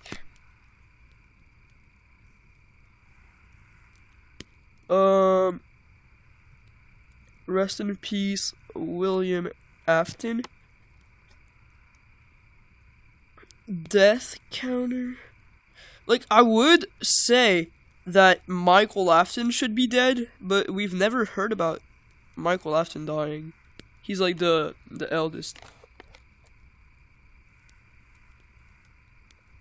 One would suspect. You might have noticed that I was vague about the dates, and yeah, there's a Michael good reason for that. Here. I don't know them. There is no good way for me to make them fit in. Here's what I do know. We know with a high amount of certainty that Michael Afton is the character that we play as up until Ultimate Custom Night. Mike Schmidt and Fritz Smith, the security guards for FNAF 1 and FNAF 2 respectively, get fired for, quote, tampering with the animatronics and odor. So weird connection between the two of them, right? But now, look at the phantom animatronics that are haunting us in FNAF 3. They use models from both FNAF 1 and FNAF 2, meaning whoever is sitting in that security guard chair Fazbear Frights, they have to have seen both locations and their animatronics. And that's not all. Their designs are burnt. It's a weird detail in the game, and it's something that the character encyclopedia repeatedly calls attention to. The burned texture for these phantom animatronics. Why is that so unusual, though? Fazbear Frights is the first time in the franchise that we hear about anything burning down. From that point on in the story, it's like the characters turn pyro and are suddenly setting fires left and right. But for the first 3 games, nothing ever catches fire. The animatronics are just moved or repurposed in some way. What do you mean first 3 games? Burn, and why would our security guards see them as being burned? Has a Someone lot of has to have been going location to location, setting these places on fire, purging the sins of the past. We know we're definitely playing as Mike and Sister Location in FNAF 6 based on the in-game dialogue. And in FNAF 4, there's an Easter egg where we can hear the phone call from Night 1 of FNAF 1, meaning that whoever's in that bedroom has heard the recording as a security guard. We also know that Mike has seen the nightmare animatronics based on his drawings in the security logbook. So overall, there is solid evidence that connects all of FNAFs 1 through 6. You'll also notice how the character encyclopedia doesn't have a page for Mike Afton. This thing has a page for Chocolate Bunny Bonnie, but not Michael. Some tells me they don't want us to confirm how many games he's been in, because that would confirm too much of the theory. In short, this gives us an incredibly compelling and complete narrative. Mike as our protagonist, and William his father as our antagonist. Mike accidentally kills his brother in Fredbear's mouth, which begins our story and sets William down his pathway of destruction. Mike is then haunted by the guilt of his past and is looking to make things right across the rest of the games. In Sister Location, he learns what his father's been up to and realizes what he has to do to correct it. After failing to finish the job in FNAF 3, he ultimately helps Henry end it all in FNAF 6. It is great. It is a clean narrative. There is just one problem: timing. Mike's quest can't really start until he's been down to Sister Location, seen Baby, and gotten himself scooped. That's when he finds out about Afton's secret life. It's also when he's gonna start to smell, because, you know, he's a walking, talking, rotting corpse. And we know that he's not going down into the bunker until the funtime animatronics have been made. Freddy's For the has been closed, and Afton is out of the picture.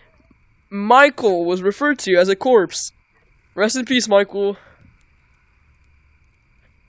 Michael is, I don't want to call him dead, though, because he is still technically in a human body filled with spoons, and, like, has consciousness. I don't want to call Michael dead, but technically, he's a zombie. A zombie is dead. Rest in peace, Michael Afton.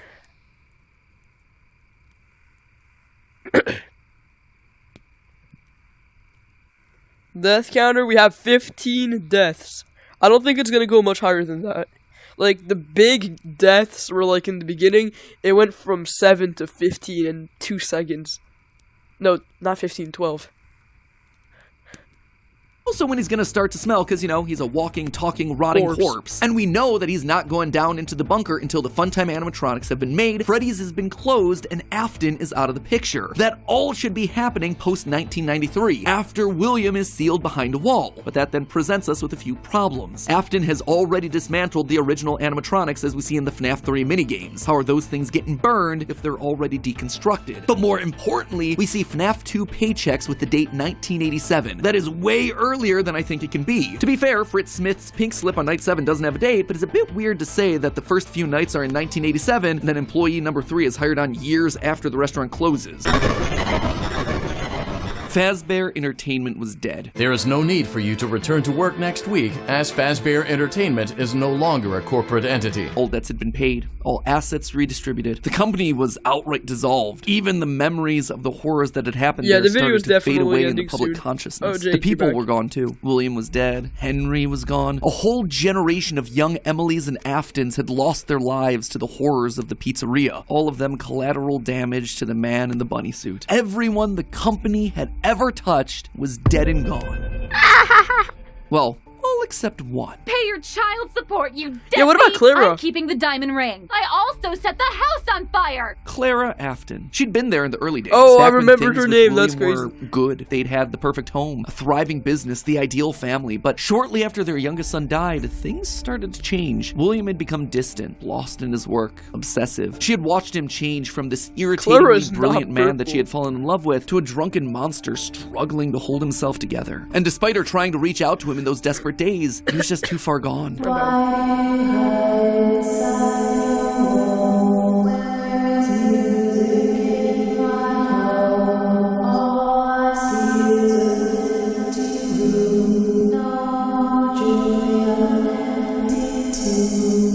Admit it, you wanted to let me in. For her sake, she had to leave the relationship, and from there, she largely faded into obscurity. A mystery from William's So past, she's still a alive? footnote in his history, and that was fine for her. She wanted to leave that part of her life behind. She tried to move forward, never wanting to hear the name Freddy Fazbear again. A time defined by mistakes and broken promises. But then, the paperwork started to arrive. As Fazbear Entertainment began to close remember. as a She's the corporate one who entity, made suddenly her mail Security was Breach. flooded with notifications, requests, obligations. She had been there since the beginning, helping William in the early days of his business, and now, as a shareholder and sole living member of the Afton family, all copyrights and trademarks of both Afton Robotics and Fazbear Entertainment passed on to her. Memories of this past life that she had long left behind. Looking at the blueprints, the contracts, the memos, she felt old wounds begin to reopen, the regrets of a happy family that had been torn away from her. William had always been brilliant. That's what had attracted her to him in the first place. But he'd also been too blinded by obsession and pride. What you He was mean? too jealous, Security too petty, Breach. too It has to be unable soon. to actually see a I think bigger Security picture. Breach happened But now, in holding the 2030 paperwork something. that contained decades of heartbreak and trauma, she realized it was her turn. She was holding the power. This was She her has to be, chance, like, super and one fucking old at thought this point. resonated Like, in her head. at I least will put 80 them years back old. together. 90 I will put them maybe. all No, back probably together. at least She 100. would be the one to rebuild this family, to rebuild the pieces of that shattered life, to reclaim the kids that Fazbear had stolen from her. But how? Looking at William's work now laid out before her, she knew that he had been onto something. Collecting remnant, robotic humanoids, digital conscience transference. The pieces were all in place. They were just scattered, fragmented. It was almost like there were too many ideas going in too many different directions. It was such an important idea that she reiterated that point to herself. There were too many ideas going in too many different directions. That said, there had to be a way to save it all. She just needed to put it all back together. But how? To rebuild her family, she would first need to rebuild the franchise that had stolen them away from her. With ownership over the characters, their licenses, the technology patents, and the Fazbear name, she converted the corporation back to an LLC, a structure for smaller businesses that are usually family-owned.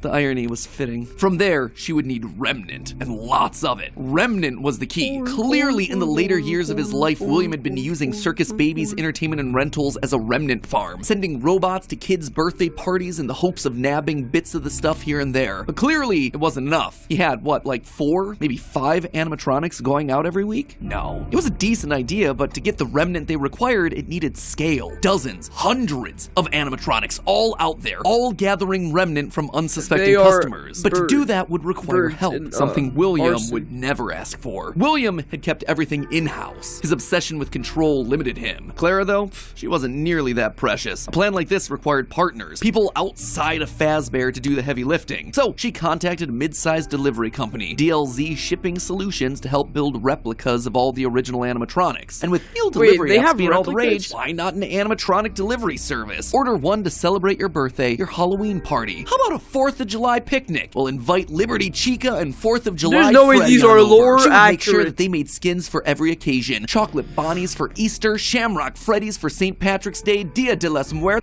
There is no way that this is, like, canon. The mobile game cannot be canon. There is no way that this is a real thing in the FNAF lore. Bro.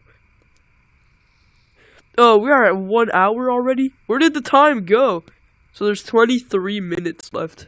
Muertos Chicas. And thus, the Fazbear Funtime service was born. That's right. With the Fazbear Funtime Markiplier! Multiplier! Multiply! Markiplier! Was it ridiculous? Absolutely. Was it a sellout? No doubt. It was exactly the sort of thing This that is lore William would have accurate. hated, but it needed to be done to get enough remnant. Normally, the novelty of ordering an animatronic wore off after, like, what, 1, maybe 2 times? But with new skins for new holidays, suddenly you had yourself an animatronic perfect for every occasion. They have It would keep FNAF people hooked. It would keep them skins ordering the in latest the and lore. greatest that Fazbear Entertainment LLC had to offer. And all the while, they'd be collecting and returning the remnant back to her. In a word, it was brilliant. There was just one problem with it. No one trusted the Fazbear name. The company's brand was still mud in the public eye. No one would want to hire animatronics from the restaurant franchise known for murdering children. Nothing kills a party quite like the threat of death, you know. So, she needed to find a way to discredit the stories that had come before. She needed to win back the public's affections, reactivate some nostalgia for the spooky stories of their childhoods. She needed a game. Help Multiple Wanted. games, in fact. They lied When to is security us. They breach? lied to In the all of us. 2040s? They told us that the whole point of this VR game was to undo the bad PR done by a rogue indie game developer. But that's not true at all. Those indie games were designed to conceal and make light of what happened. This isn't just an attempt to rebrand. It's an elaborate cover-up. Struggling game developers were a dime a dozen online, most working on their magnum opus between shifts at the Dollar General. So she found one. Steve just picked him out of obscurity. The right mix of desperate and doofus, willing to say and do anything for a couple extra bucks. And he fell right in line, as expected, delivering stupid little things with dumb generic names like Mangle's Quest, Balloon Boy's Air Adventure, Five Nights at Freddy's. Bad gameplay with even worse graphics, but hey, they got the job done. Wait, People were suddenly talking about the clues inside of these I things. just realized, searching hold for on, that's weird. So, they just said that in Help Wanted, they have the FNAF minigames that we play, like, the FNAF minigames that we play in, for example, FNAF 2 and 6. These are minigames inside of Help Wanted. So, like, and Five Nights at Freddy's is also Superior TSSFR. Hello again. I don't remember seeing you in the chat today. I'm trying to explain you something because I'm watching the FNAF lore right now. So the FNAF minigames are games inside of Help Wanted, the video game inside of the FNAF lore, but the Five Nights at Freddy's games are also games inside of Help Wanted. So does that mean that, like, there are minigames inside of a minigame, inside of a video game, inside of a video game? Because, like, the minigames in FNAF 2 are inside of FNAF 2, which is a minigame inside of a video game, Help Wanted. And Help Wanted is a video game inside of the lore of a video game. That is mad confusing. Holy Sigma, bro. For the hidden lore. They were actively making jokes about dead kids. I know it's a at TF2 pizzerias. reference. Her I husband's barely know twisted anything about history of TF2. I serial murder don't had suddenly make been references. reduced to a mere Nancy Drew mystery to be solved. The plan, making jokes about dead kids at pizzerias. Her husband's twisted history of serial murder had suddenly been reduced to a mere Nancy Drew mystery to be solved. The plan had worked. Freddy Fazbear's was suddenly more popular than ever. Things were going shockingly well. Her takeover and reboot of the franchise was full and complete. Suddenly infused with cash, she built the largest, most ambitious project yet, the Mega Pizzaplex. William had always that has been to be so a visionary, security but always breach. thought so small scale. He was careful to a fault. Not her, though. She knew that this latest project needed to be big. It needed to be flashy. It needed to I've be never a palace actually for played children, or a place seen that got people talking and Security checking out Breach. the The latest only thing in I've seen is Fazbear the products. ISO So with a meat. steady supply of remnant flowing in, it was finally time. The stage was set. It was time to get to her real goal. Like, there's so much literally FNAF stuff rebuilding I've never her seen. family. I should get more into it.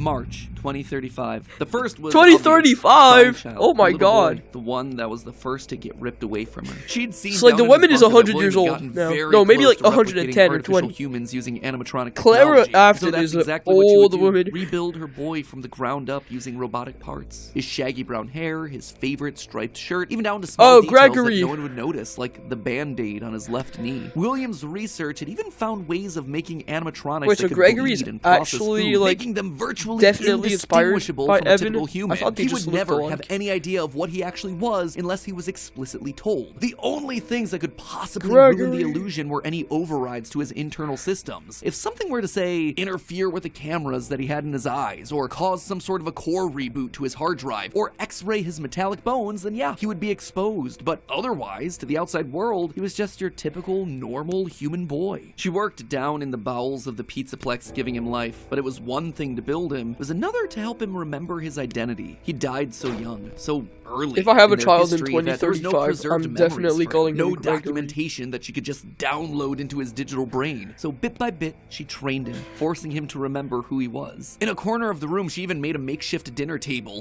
That reminder image is of their so happier days. terrifying. The family I've seen it quite a recreated few two times. brothers, a sister, a father, and the mother at the head of the table. The one in charge, the one in command, the one bringing all of this to fruition. But his progress was admittedly slower than she would have liked. At first, he could only communicate through simple ones and zeros, then rudimentary drawings and crude letters. But Why is my bit by bit, phone images of calling his itself? past life started to come through. Balloons, colors, houses, bears and faces, birthday parties. All for me. Gregory was alive. As the robot boy embraced her, she felt a warmth that she hadn't in decades. This was the joy that she'd been working towards. This was what it was all for. Her son, back in her arms again. MatPat's is such a good narrator, bro. Next was William. If the family was truly going to be put together, she would need him. And she knew exactly where he was, in the ruins of that old Freddy Fazbear's I don't pizza really place know where who Henry William had is trapped in him. In fact, Security that's Breach. specifically why she insisted on building the Pizzaplex there over the sinkhole. It was the best place to hide what her true intentions were with the entire I operation. know Michael is, Digging through the wreckage, the bear. she found him. He was right where she thought he Ugh. was. Seeing the putrid shell of the Springtrap suit, though, was not something she was prepared for. The rotting corpse of William Afton was disgusting. Scorched flesh fused into the fur lining. Hollow black sockets where eyes once were. A smell that reeked of burned carbon and bloody iron. He was no longer flesh. It was just the tangled sinews of a creature that was once called human. How far this brilliant man had fallen. It was clear that her work was cut out for her on this one. Afton was practically lifeless. The man may not have been able to die, but he was about as close as you could come. And his body would need a lot of reconstruction. Replacement arms and endoskeleton reinforcements were the top priority. Maybe pulled from their new line of glam rock animatronics. She'd have to see if they had any spare Bonnie parts lying around that they could steal. In the meantime, though, she threw the husk that was once her husband into a life support pod infused with aerosolized remnant to help keep him stable. But more important than recovering his body was I do recovering not like his this image. mind. In his current state, he was comatose, an empty shell. Severe brain damage starts at temperatures over 108 degrees Fahrenheit. 42 degrees Celsius, and years of repeated fires Wait! burned his brain. There's no to way. goo. Gone was the brilliant, frustrating mind that had So, I know that probably most of my viewers right now, there's 3 people in chat, are American. That's what I'm gonna guess, because there's a lot of Americans on YouTube. Hold on. Temperatures over 108 degrees Fahrenheit. 42 There degrees is Celsius. no way that your brain gets damaged at only 108 degrees Fahrenheit. There is no way that 100 degrees Fahrenheit can give you brain damage. Is it like internal temperature? Because I know that like your internal temperature is 80 something, I think. Is that it? Because like, if it's 108 degrees outside, which happens quite a few times every year almost, I feel like a lot of people would have brain damage. and years of repeated fires had burned his brain to goo. Gone was the Fazgoo? Is this mind that had Fazgoo? drawn her to him in the first place. But she had a plan. Unlike her darling boy Gregory, Afton had found ways to record his consciousness. Fundamentally, the brain is only a series of electrical connections after all, so why couldn't you replicate that in the form of a standard circuit board? Yeah, I In feel like essence, this would be you possible create in a real digital life, though. Why consciousness. hasn't And one anybody thing she knew done about this? William, he was nothing if not cautious. A planner. Someone who had backup plans to his backup plans. And sure enough, there it was. Buried in piles of old animatronic CPUs, a record of Afton himself. But she needed someone to test it. Someone was definitely here during the night. It had to have been the client. I mean, they sent us that stuff in the first place with no explanation, told us to scan it, said it would expedite the process so we wouldn't need to program any pathfinding ourselves. Unlike the other games that she'd paid to have made in the past, this one had a different purpose. Yeah, this it is. wasn't about PR, it was about getting William back up and running, spreading his virus to the masses. You acknowledge that Fazbear Entertainment is not responsible for accidental digital consciousness transference. Like, where in the game is this? I played Help She Wanted hired a a new lot. developer, Silver Parasol Games, to scan the boards and bring her husband into the system. And because of the immersive nature of VR, William's consciousness would be able to merge with the player, giving him a new body, a new agency. There was just one complication. Afton's hold wasn't as powerful as she had hoped. He wasn't able to gain complete control. The first trial run, Jeremy, was so desperate to escape from his grasp that he sliced his own face off with a paper shredder. Messy. Afton's followers were reluctant. Who to say the fuck least, is but it this was the Jeremy second kid? attempt that looked like it had. That's not the Jeremy that's inside of Bonnie. Who the fuck is this Jeremy guy? Is this a death? Hold on. A new agency. There was just one complication. Afton's hold wasn't as powerful as she had hoped. He wasn't able to gain complete control. The first trial run, Jeremy, was so desperate to Who the fuck is Jeremy? Hold on. FNaF Wiki Jeremy. I'm not looking for Fitzgerald.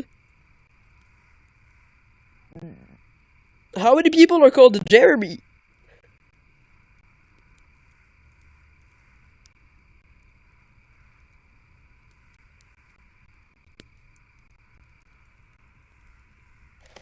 I have to look this up on Google. Hold on. I don't know who this Jeremy guy is. There's only Jeremy Fitzgerald. I'm not looking for him.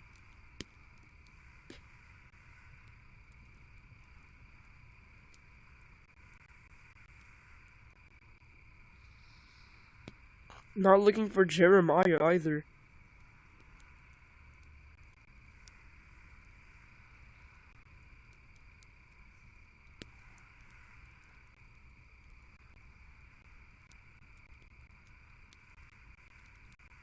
Just give me a minute. Yeah, there's no one else called Jeremy in the wiki. I don't know who this guy is. I'm not gonna assume he's dead. It's just Jeremy. I don't know. Alright, run it back.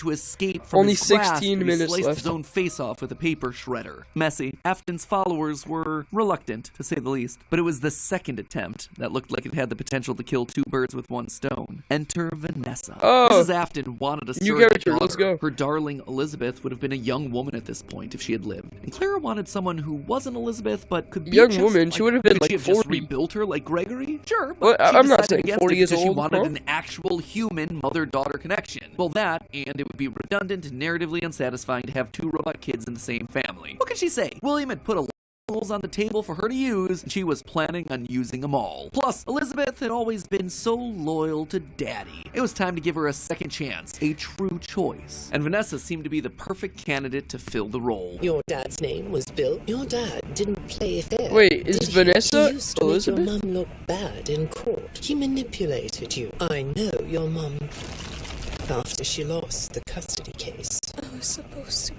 a good girl. She started as a QA tester at Silver Parasol Games, the VR game development company that was part of her plan to bring back William. But more importantly, is Vanessa human? checked all the correct boxes. Right age, blonde, green eyes, with a fondness for flowers and the outdoors. In many ways, it was her daughter all yeah, it looks like over Vanessa's again. a human. Except it wasn't just looks and personality. What really mattered was Vanessa's mind. Underconfident, coming from a broken home, motherless, able to be manipulated. Yes, she would do nicely. Oh, Clara's She would be the evil. one to save dear old Daddy, just as the real Elizabeth would have wanted. I will make you proud, Daddy. While testing the VR game, William's digital consciousness merged with Vanessa. Oh sure, she fought, fragmenting Afton's code into a series of tapes hidden across the game, trying to do Vanessa rolled the tapes? control over her life, but it wasn't enough. She was weaker than Jeremy. She was a thrall that, despite occasional moments of lucidity, had to obey. And with Vanessa, it was a 2-for-1 deal. She was getting a daughter back, while also bringing her husband one step closer to reactivation. She just had to make sure that Vanessa... Why does she want to bring back William? Reborn Gregory was an expert hacker, part of the benefits of being an Afton and a robot. So Clara had him keeping tabs on Vanessa, hacking into her emails and trailing her therapy sessions to ensure the future Elizabeth was falling in line. If any of the therapists started to ask too many questions, they were promptly dismissed from their positions. And while Gregory kept tabs on Vanessa's personal life, Mrs. Afton made sure to clear a path for her professionally. With Silver Parasol's collapse at the hands of the Anomaly, she then had the possessed Vanessa bring the contaminated circuit boards to DLZ shipping and the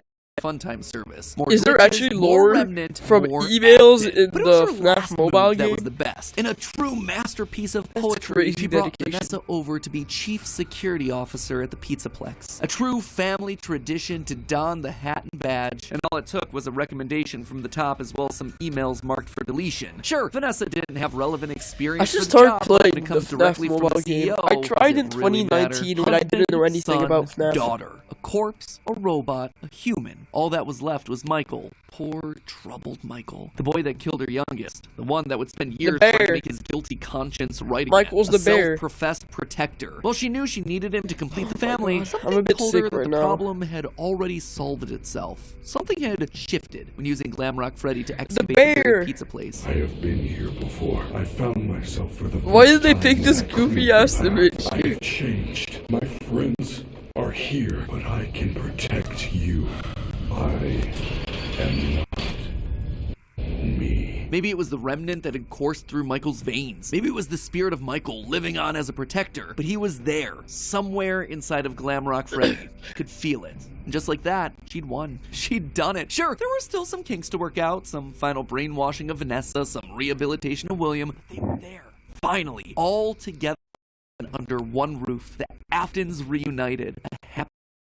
And that's how it could have ended. That's how it should have ended, had it not been for a few unanticipated developments. For one, something was just now we're in wrong 30 of with the lore. Pizzaplex. Almost as if the entire building was haunted, possessed. Puppet plushies hiding on ceilings, behind crates, places that they had no earthly way of belonging. Staff bots with greasy tears down their eyes acting like they were being puppeteered by some sort of a nightmare. Even their sounds had the echo of nightmares long past.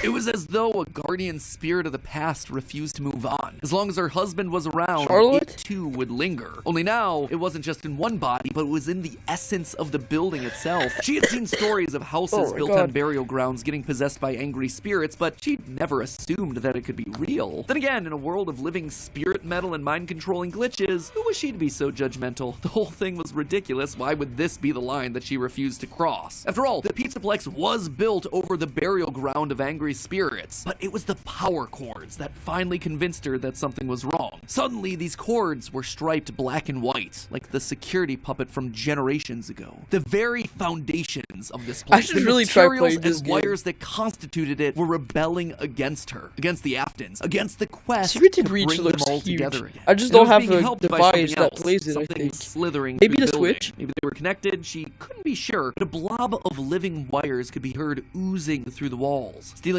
pieces and parts of the old animatronics showcased in Rockstar Row. She could only assume that it was a byproduct of all the remnant they'd been collecting. From Afton's testing, she knew that both light and dark remnant existed, one of positive emotions and the other created from anguish, anger, agony. Perhaps this thing was an amalgamation of all the darkest parts of the pizzeria's history, a collection of the hatred still housed inside these defunct endoskeletons and exosuits. As long as it was left alone, it seemed to be harmless. But if any Afton outside of Michael got too close, it would lash out wildly. Even young Gregory, looking to punish the family that had been complicit in its horrible creation. Little did she know, though, that Gregory should have been her biggest concern, that bringing the family together would have some unforeseen consequences. Gregory was normally the goodest of boys. She had literally built him that way. But lately, he'd been disappearing more and more often, disobeying her orders, requests. She knew that he loved playing on the arcade machines once the Pizzaplex closed, being so good as to top the leaderboard on practically all of them. But lately, he was nowhere to be found. She suspected his absence had to do with Glamrock Freddy's failed performance the other night, when he malfunctioned live on stage, almost as though the core programming of Freddy responded to seeing this rebuilt small boy. Almost like it awakened something inside of him. She'd have to make sure that Vanessa was Does on the Gregory lookout really for him. look like She'd soon come to Evan learn that that Vanessa much? wasn't enough. Whether it was the influence of the nightmare puppet or a reawakened hatred of animatronics seated deep in Gregory's code, something had caused him to rebel, to rip apart each animatronic in the Pizzaplex. Bit by bit, this boy was tearing down the empire that she'd so painstakingly built. Well, Freeing yeah, Vanessa from her Gregory mind control, is destroying Evan, the and remains Evan of hated Afton it. in the basement, setting Glamrock Freddy loose. As her carefully created world crumbled around her one more time, she began to plot her revenge. She would have to bring them all to ruin.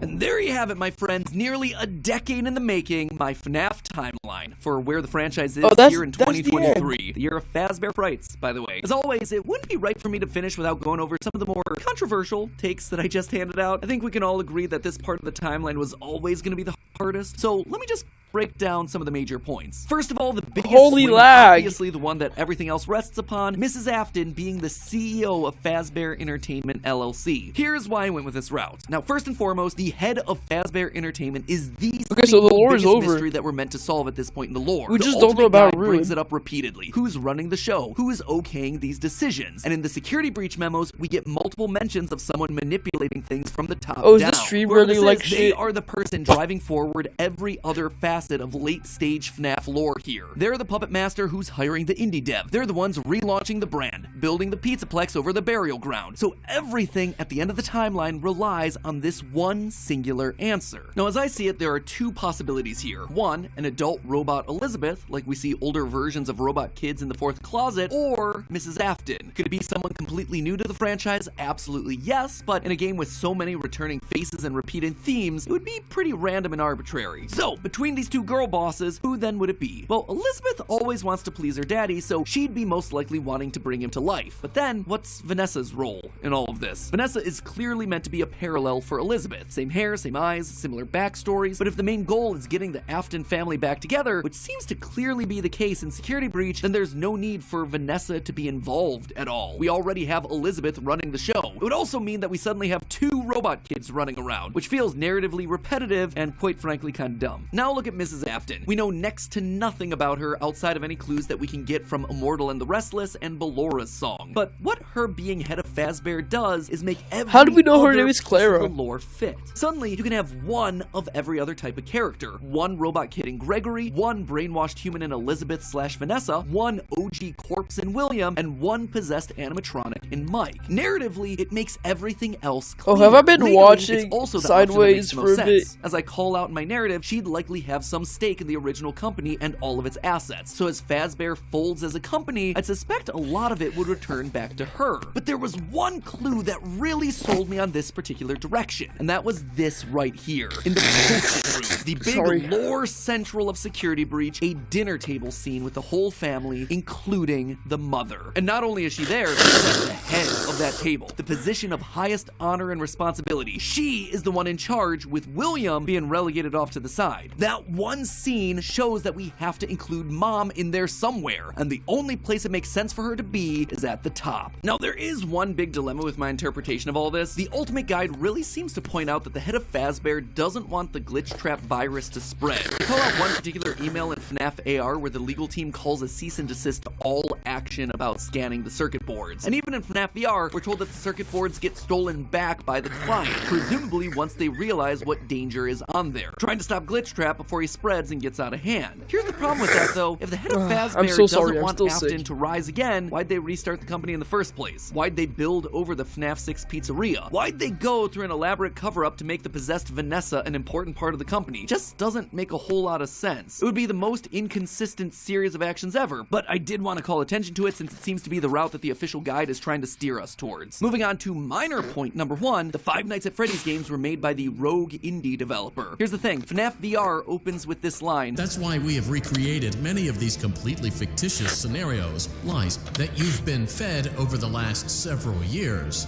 into a hilarious VR game. It's recreating the lies told to you by the indie developer. And since Help Wanted has direct recreations of FNAFs 1 through 3, it means the games must be part of the fabrications that this developer made up. Also, I wish I could all have of this FNAF is heavily Help Wanted implied too. in the story of the same name, Help Wanted and Tales of the Pizzaplex, hence FNAF 1 through 3, canon games within the lore of the series. Big The swing number Haps 2, book the was so elephant, boring. or ghost in the room, Charlie infecting the Pizzaplex. John from the channel FNAF has made some great findings about Charlie's influence over the Pizzaplex. The cables that looked like the striped arms of the puppet, the Nightmarion plushies that you find hidden across the Pizzaplex in weird places, the staff bots with creepy smiles and in your dreams written on the front. All of these things scream puppets. Plus, the puppet mask not having tears in the blob seems to imply that Charlie's spirit exists elsewhere. She is still in play, and she has an important role, especially in Gregory's That was like post-it the room. second doors to the death or post-it room third. in the game's That's so code are long ago. called Charlie doors. And inside we see a bunch of lit up nightmare staff bot heads. Suspicious to say the least. The channel ID's Fantasy did a great theory looking at the post-it notes, concluding that the crying child / Gregory isn't alone in this room, but rather might be communicating with someone. A spirit, Charlie. Charlie's spirit seems to have pulled a poltergeist. Instead of controlling one thing, she's affecting a lot of little the lore details, wasn't over. foundational elements of the Pizzaplex. And this isn't the first time that we've seen this in the franchise either. We've seen spirits communicating with people through physical writing in the survival logbook. So we know that this is an established means of spirit communication within this franchise. And I suspect that to some extent it might be Charlie's influence making Gregory go haywire. Which brings me then to my final and probably biggest controversy in recent FNAF history, Gregory as Patient 46, the Who the evil fuck is robot Patient mastermind. 46? Now, I know when I first came out with this theory a year ago, people were mad. But here's the thing, you don't have to take my evidence points for it anymore. The recent Tales from the Pizzaplex story, GGY, basically goes and just outright proves it. In GGY, we find out about a boy named Gregory who's getting all the high scores in the Pizzaplex arcade machines. When therapists start to go missing, it's confirmed that GGY is the one that's working to bump them off. And when animatronics start getting corrupted by a mysterious glitch, GGY's letters are found inside the code. He even chooses the code name Dr. Rabbit, for crying out loud. But obviously, by the time of security breach, Gregory is working against Burn Trap, Vanessa, and the animatronics. Why? How? Well, it's not really clear. I tend to believe that something must have happened to cause him to either lose his memory or be reset in some way. Maybe it was Charlie talking to him in his post-it room. Maybe he hit his head. Maybe it was the connection that he made with Mike on stage in Glamrock Freddy. Not exactly sure, and I don't think we have enough clues to solve any of it yet. But it makes sense from a story perspective why he'd start off evil on Afton's side and then switch to trying to destroy him and not knowing who he is in security breach. And with that, my friends, I'm wrapping this thing up. Congratulations, Holy we are shit, on page that was a 40, whole ass fucking movie. 22,000 words of FNAF, baby. Practically just wrote myself a Tales of the Pizzaplex short story. Have I answered everything? No. Does everything fit cleanly? No. But does it feel like the best and most cohesive narrative for all these characters that addresses most of the evidence we're given? Yeah. Yes. To me, Oh, I got honestly, it. it really does. And let's be honest with ourselves, the DLC will probably come out later this year and prove me completely wrong. Wouldn't be the first time. Then comes the movie, whatever. My descent to madness continues. And with that, friends, we can finally rest. I can leave the demon to its demons with one final reminder that it was all just a theory. A game theory. Thanks for watching. Holy peak, that was Hey wow. everybody, my name's P-Man. I just want to say good job to Game Theory for making all those videos and all the I just combined all those videos. Who is this? You just watched. So he's the kid good who job, uploaded Game this Theory. video I'm I wanna watching, say I good job think. to Game. Final reminder. Wait, it hold was on, I'm all not just sure. a theory. I missed A something. game theory. Thanks for watching. Alright, hey everybody, my name's P-Man. I just want to say good job to Game Theory for making all those videos and all the Man, shout out I to just combined all P-Man. those videos as you just watched. So good job Game Theory, and subscribe to Game Theory.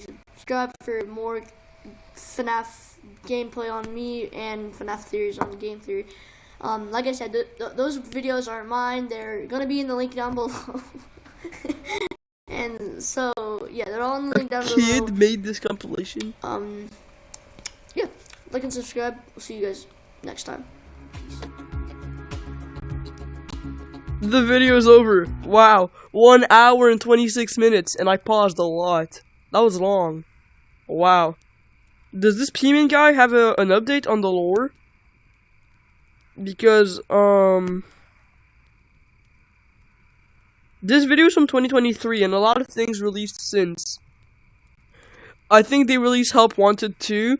They released, Ruin, the Secret of the Mimic thing. They released more books, I think. The Ball Pit game thing. Into the Ball Pit, I think. Into the Pit, yeah. And also, I'm missing one game, I think. Yeah, the FNaF movie. It's not a game. So I'm just wondering, is there like an update on the lore on his channel? I think it's like his only MatPat based video.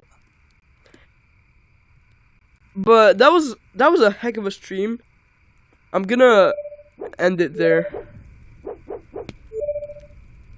I forgot that I was in a little forest campfire place the entire time. So I think I'm gonna go eat something and maybe play a little bit of Help Wanted later. I'm gonna be honest, it wasn't a very great stream, but I learned some stuff. There are 15 confirmed deaths in the FNaF timeline video. I expected way more. I was live for 137 minutes. That's the length of the FNaF 2 movie. Je lag? Ouais, je sais. J'ai essayé de mettre le setting 720p, parce que d'habitude je mets 360, puis le 540 il marche juste pas sur le Quest 2. Fait que j'ai mis 720 pour la première fois aujourd'hui. D'habitude ça marche pas, mais je l'ai essayé puis ça a marché. Mais ça lag vraiment dans les menus.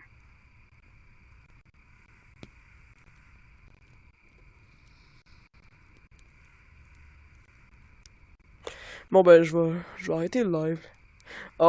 Thanks for watching the maybe 3 viewers I got. To be honest, this stream was really just more to learn about FNaF lore.